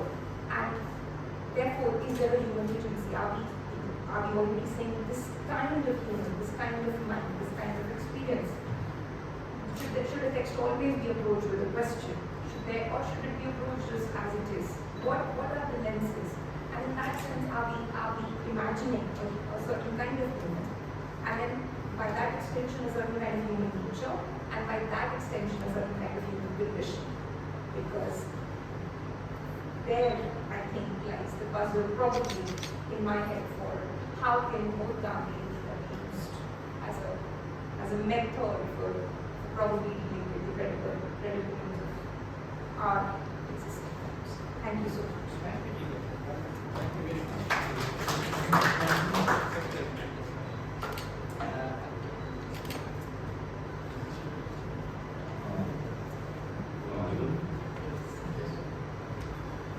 Thank you, Professor, and thank you for the presentation. I think I'll pick up from what Thakur said there. When it comes to Gandhi and Nehru relation, I think more deep, dense, and deep engagement is required at normative level to unpack the relations that existed. So that's what I say. Gandhi, on the one hand, was looking into the social transformation. For Nehru, you can appear that he was more concerned with individual rights and so on and so forth. And I love both the paper and the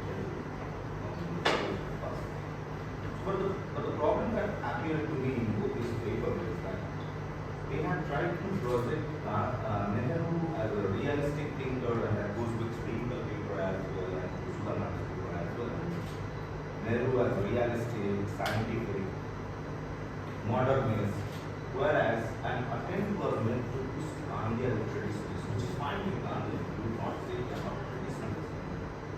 But then what makes you think that Gandhi was, let's say, non-rational, non-realistic, or let's say non-scientific? Recently I was reading Gigyasha's article that has come to a day or two back, and there he cites Gandhi from young India, Gandhi's idea on reason. Gandhi says, every formula of every religion in this age of reason, to submit to the acid taste of reason and universal justice, if it is to ask for universal assent. See, the idea of universality is so predominant in Gandhi, but yet what we are attempting to do is to confine Gandhi within the domain of being traditionalist. And when we say traditionalism in rather than just to say that he is someone who is so specific to the reason and not to the universal ideas, but he is a philosopher of modern times.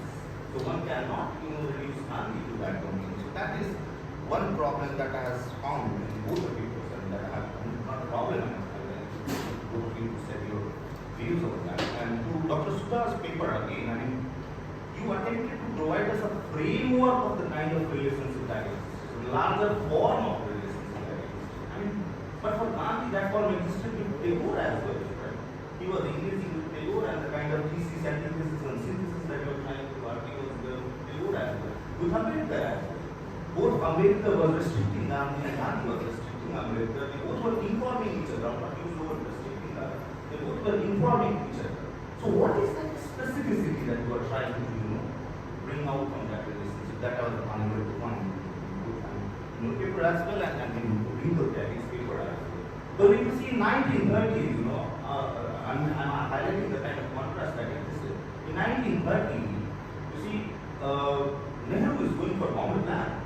And that government plan provided to Aryabhatta strategy, we say that government plan provided a blueprint for the capitalist independence. Gandhi would have not appreciated that. So we need to take this context as well when we are analyzing response, how the relationship unfolded. This kind of context might inform the larger framework that we are trying to draw about both of them. Thank you very much. Thank you very much.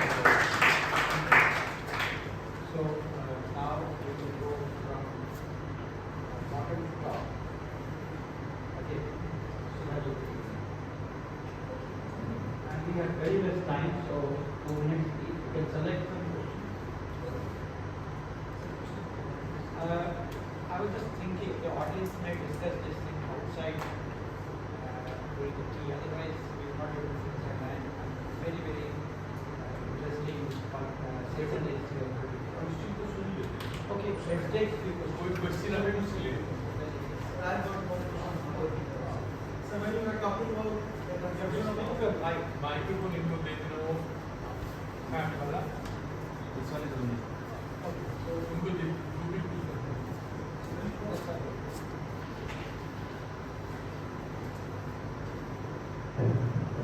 So sir, yeah, very short.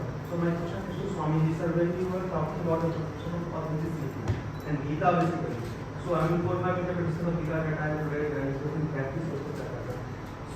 So the theory of relativity that says that there is no absolute reference point in this world. And whatever we are seeing is relative. So when you are talking about authenticity and like when Arvindo goes in his Gita has talked about time loop, our times and in the colonial times, the colonial destruction that is there. And when Tilak is talking about the structural logic of karma that is needed to be done in those times. And Swami Chimanand, Saraswati and Gandhi are also talking about different conceptions of time and how, what is the yug dharma, the dharma of that time, how it should be. So sir, which reference point will decide that what is authentic in nature? Who will decide that what is authentic? Because there is no absolute reference point from the different interpretations that I have seen. So how will you define authenticity? Because authentic should be something that should be comprehensive in nature and that should be that should have some kind of logical consensus over that also. Thank you.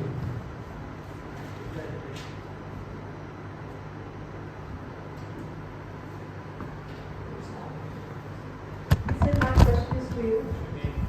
Sir, I am Sudha. Sir, what do you think Gandhi's approach would be if he was born in today's world, in the age of capitalism, in the age of globalization, where money is the biggest competition? How do you think he would have maintained the authenticity of his life?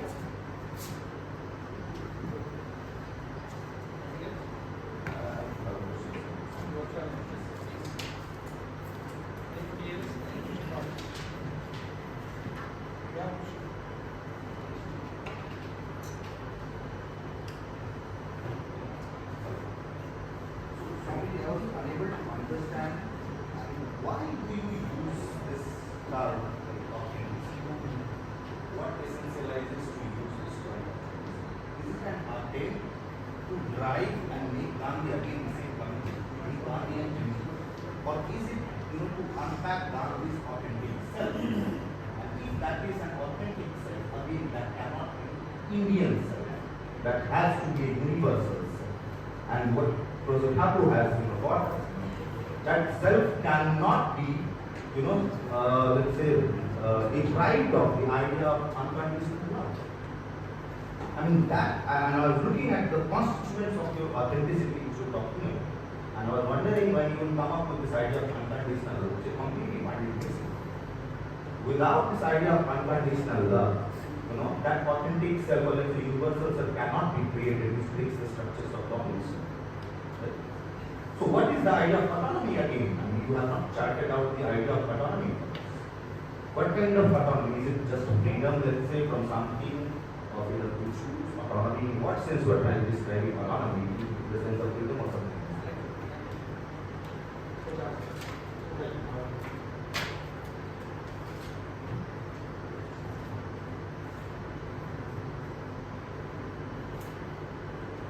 So the points raised, I would like to speak that he was speaking about the framework and how they restrain or the various ways in which they use each other.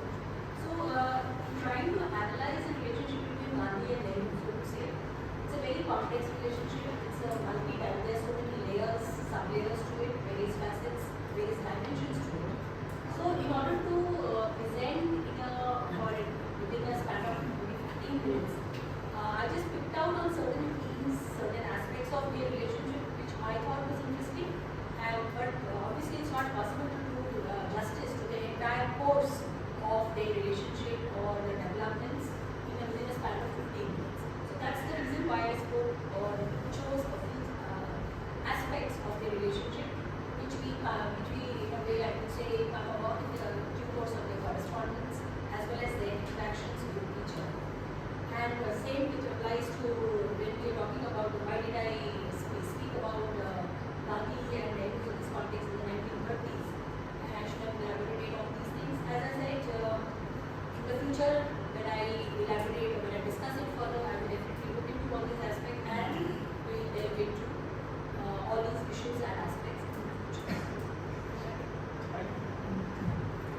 Thank you. May I request if Rinkal, are you still online? Can you respond to what Ankit said?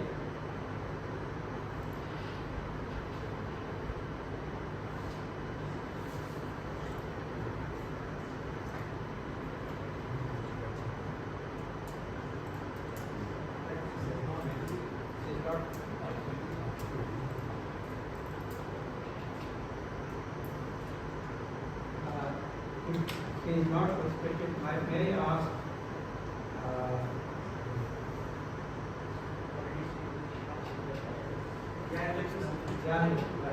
Gianluigi,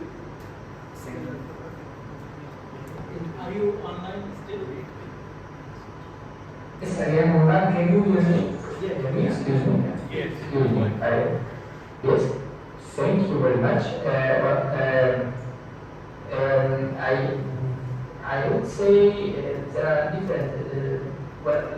All questions which have been posed came in relation to what I was saying or what I was searching for.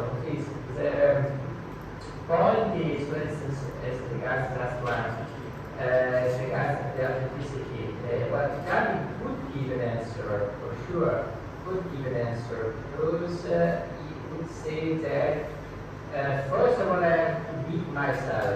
Because the way to authenticity is reachable only through a state of self-education, self-analysis. In this case, in the case of Gita, through the revelation, but it should not necessarily be only Gita, because it could be also another religion. The important thing is the relation with the divinity and with the transcendence. This seems to be a fixed point in that. And secondly, I would say that authenticity in Gandhi is always connected to the not attachment to the ego. Is at least in the discourses of Gita, but not only there, as exists very many times that the first condition of an authentic life, an authentic mind, and a true mind, which is really connected to reality, is the abandonment of the ego, or at least the awakening of the attachment which we have. Of course, there's another question, another problem, whether we can abandon completely the ego, because God insists also on our limitations. That's the way the approach should be, the direction should be this one. Is authenticity is reachable also now, also in our conditions. At least in a certain degree. As regards the other questions, I would say that yes, there is a strong contrast between, for instance, Gandhi's interpretation of Gita and we have seen Ambedkar, but on this I I could say something more. Something else I could say about the question of the political positions. That is, as mentioned, there are interpreters who say, well, until a certain point, Gita is organic, a manifesto, so to speak, also philosophical political program. It can be applied to the politics, but after a certain point, after 1920, it is no more so. Gandhi does not think that Gita can be used as a philosophical political project, but it should be used only as so to speak, a purification and protection of the individual, of the Satyagrahi, against the penalty and the bad things that are facing the politics.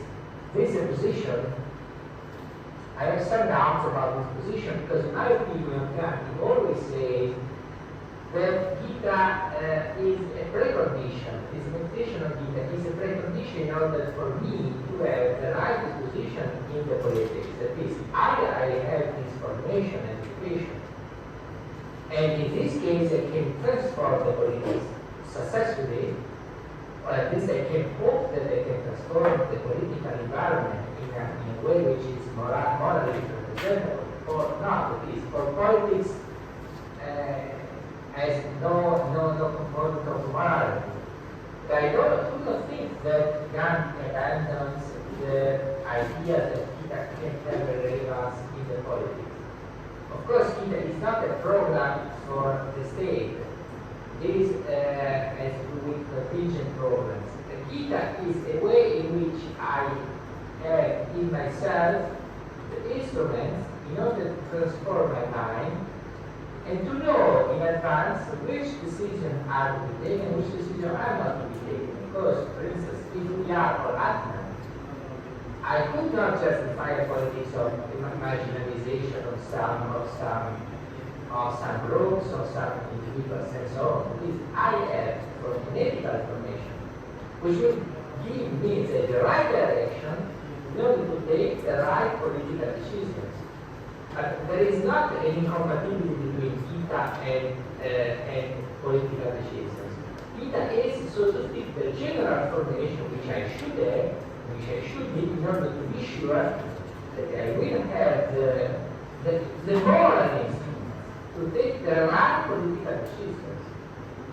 So I am not so sure that Gandhi has a kind of idea of Gita as a philosophical political constitution. I would say Gita is, so to speak, the constitution which is then applied in the politics. Politics is contingency.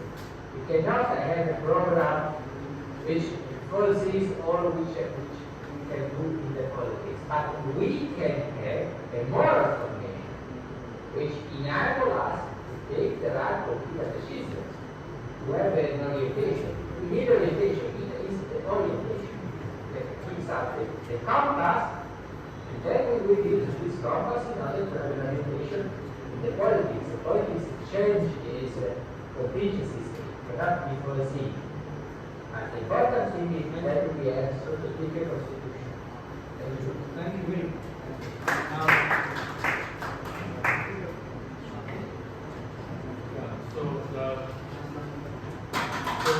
There are a few questions. I just try to answer this quickly, very short. Jigyasha is a very good question. At the end of the day, Gandhi has some politics because of political project, and therefore, what would be? Okay, maybe. Yeah. Okay. Yeah. So, what would be his advice today? How to take over Gandhi's understanding of Gita to articulate our political discourse today? But I think one of the answers is right now, Gianluigi, that politics is the domain of the contingency. It's here and now, and it will change from time to time. Whereas Bhagavad Gita, as I told you, that there is a historical aspect like the war, the Mahabharata, it presents a certain text, but the story in Bhagavad Gita, the issues we said are not related to that text. So I will come to that. I have a take on that as to why it's like that. So the moment you very well asking what is there for political discourse, I want to twist it. I personally would say the power of Gandhi did not lie in what he said, it lied in how he did that. As Dr. Singh mentioned. So, sorry, it's simple. So, Thakur said. So, the key question here is that I would like to put the question instead. The discourse on Gandhi and Gita is as relevant for me because I want to ask the question, what kind of spiritual aspect take out from Gandhi reading of Gita? Because he was a spiritual practitioner. You've seen him as a politician, I've seen him as a spiritual practitioner.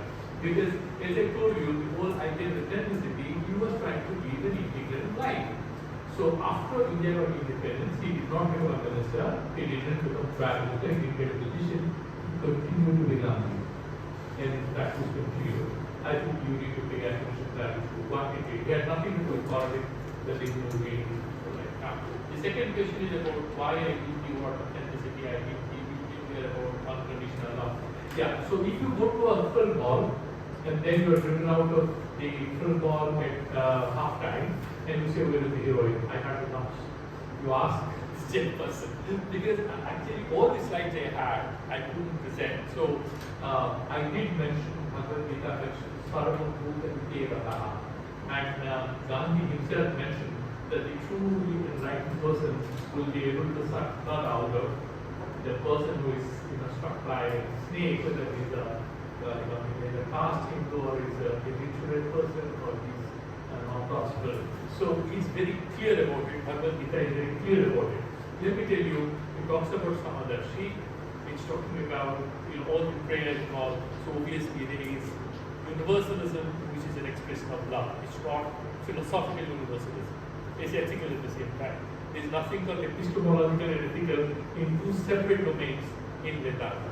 They are in one domain. So that is one interesting thing to keep in mind. Now, we can have more discussion on it, but there is time constraint. So I have to go to the next question. Why I am using the word authenticity? There is a larger debate here. You see, there is a lot of thinkers right now in the West working on the idea of authenticity. So I have latched onto that. Because we are talking about what is genuine in their life, because we find fake and them. Interesting question from you, what Gandhi will be doing today? I'll answer that by going back to the Gigyasha's question. You see, Bhagavad Gita doesn't say anything, that's my argument. Bhagavad Gita says multiple things because there are multiple students in the classroom. Arjuna, to my mind, is like a moral representative of humanity, and humanity has millions of issues. Arjuna is asking different kinds of questions, and Bhagavan is giving very conflicting answers. Because Shankaracharya says Adhikari Veda, because the needs of the spiritual aspirant are different. Bhagavad Gita can be as relevant for an army general, for a spiritual person, for an artist, for a dancer, for a housewife, for a master, for a student. Each of them will relate to it as, very interestingly you mentioned that don't try to limit Bhagavad Gita and Gandhi's relationship to politics, as Gianluigi used to mention that perhaps in the ethical domain, and then you will have scope for multiple interpretations, and then comes in the question of authenticity. That will be articulated by the human subject. It's by you. So it's out of that. So there is one innovation by Gandhi I forgot to mention. I just want to mention Shastra. That's the orthodox right. Gandhi destroyed.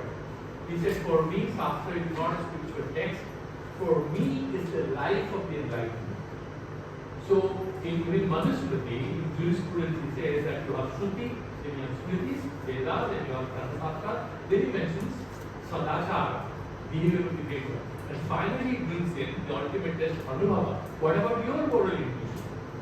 So, there is very open-ended. Nobody talks about all this. Okay, we reject it because it's very easy to reject. But if you don't really engage, there is a lot of scope for it. And so I stop here. So, if Gandhi was today what he was doing, I would rather think you are also a Gandhi. You have to explore that aspect of it. Because to me, Gandhi is not a name, Gandhi is a consciousness. Gandhi is there in all of us.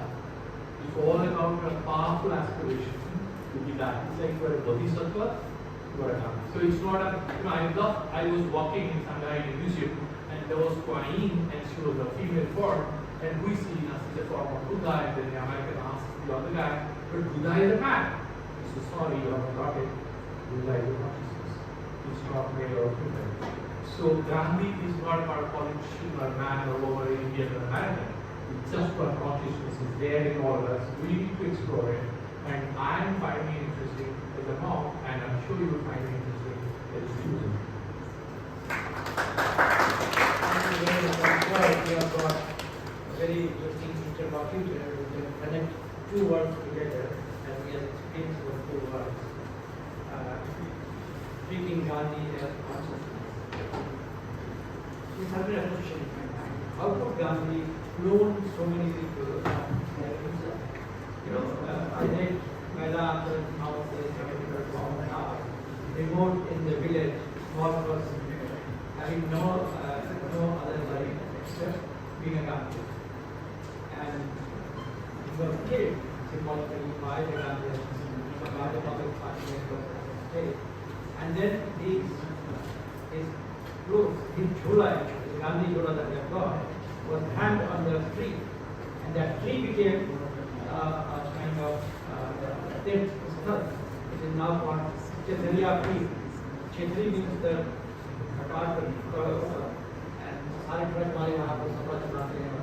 So how Gandhi could clone in different ways. Gandhi was a consciousness, sometimes in the form of Gandhi himself, sometimes in the form of Aryabhatta, and sometimes in the form of Kshatriya tree.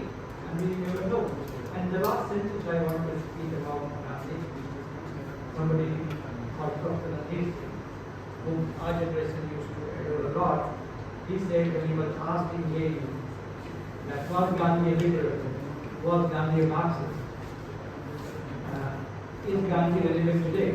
He said Gandhi was neither a liberal nor a Marxist, therefore he is very relevant today. I think that is what comes out from this system. We really need to engage with him to understand, and probably he will remain relevant for different kind of different ways. Thank you very much. Thank you, Swami. I'm sure.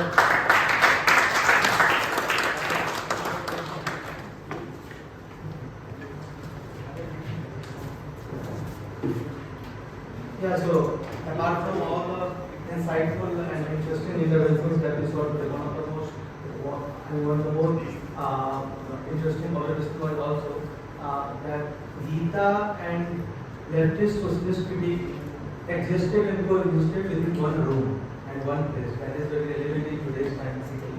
And Gandhi again became the mediator between the two, and that is the genius of Gandhi, as we have seen all the time.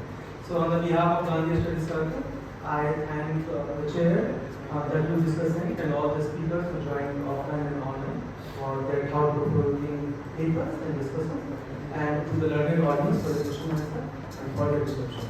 Thank you all of you, and I invite you to join the next session.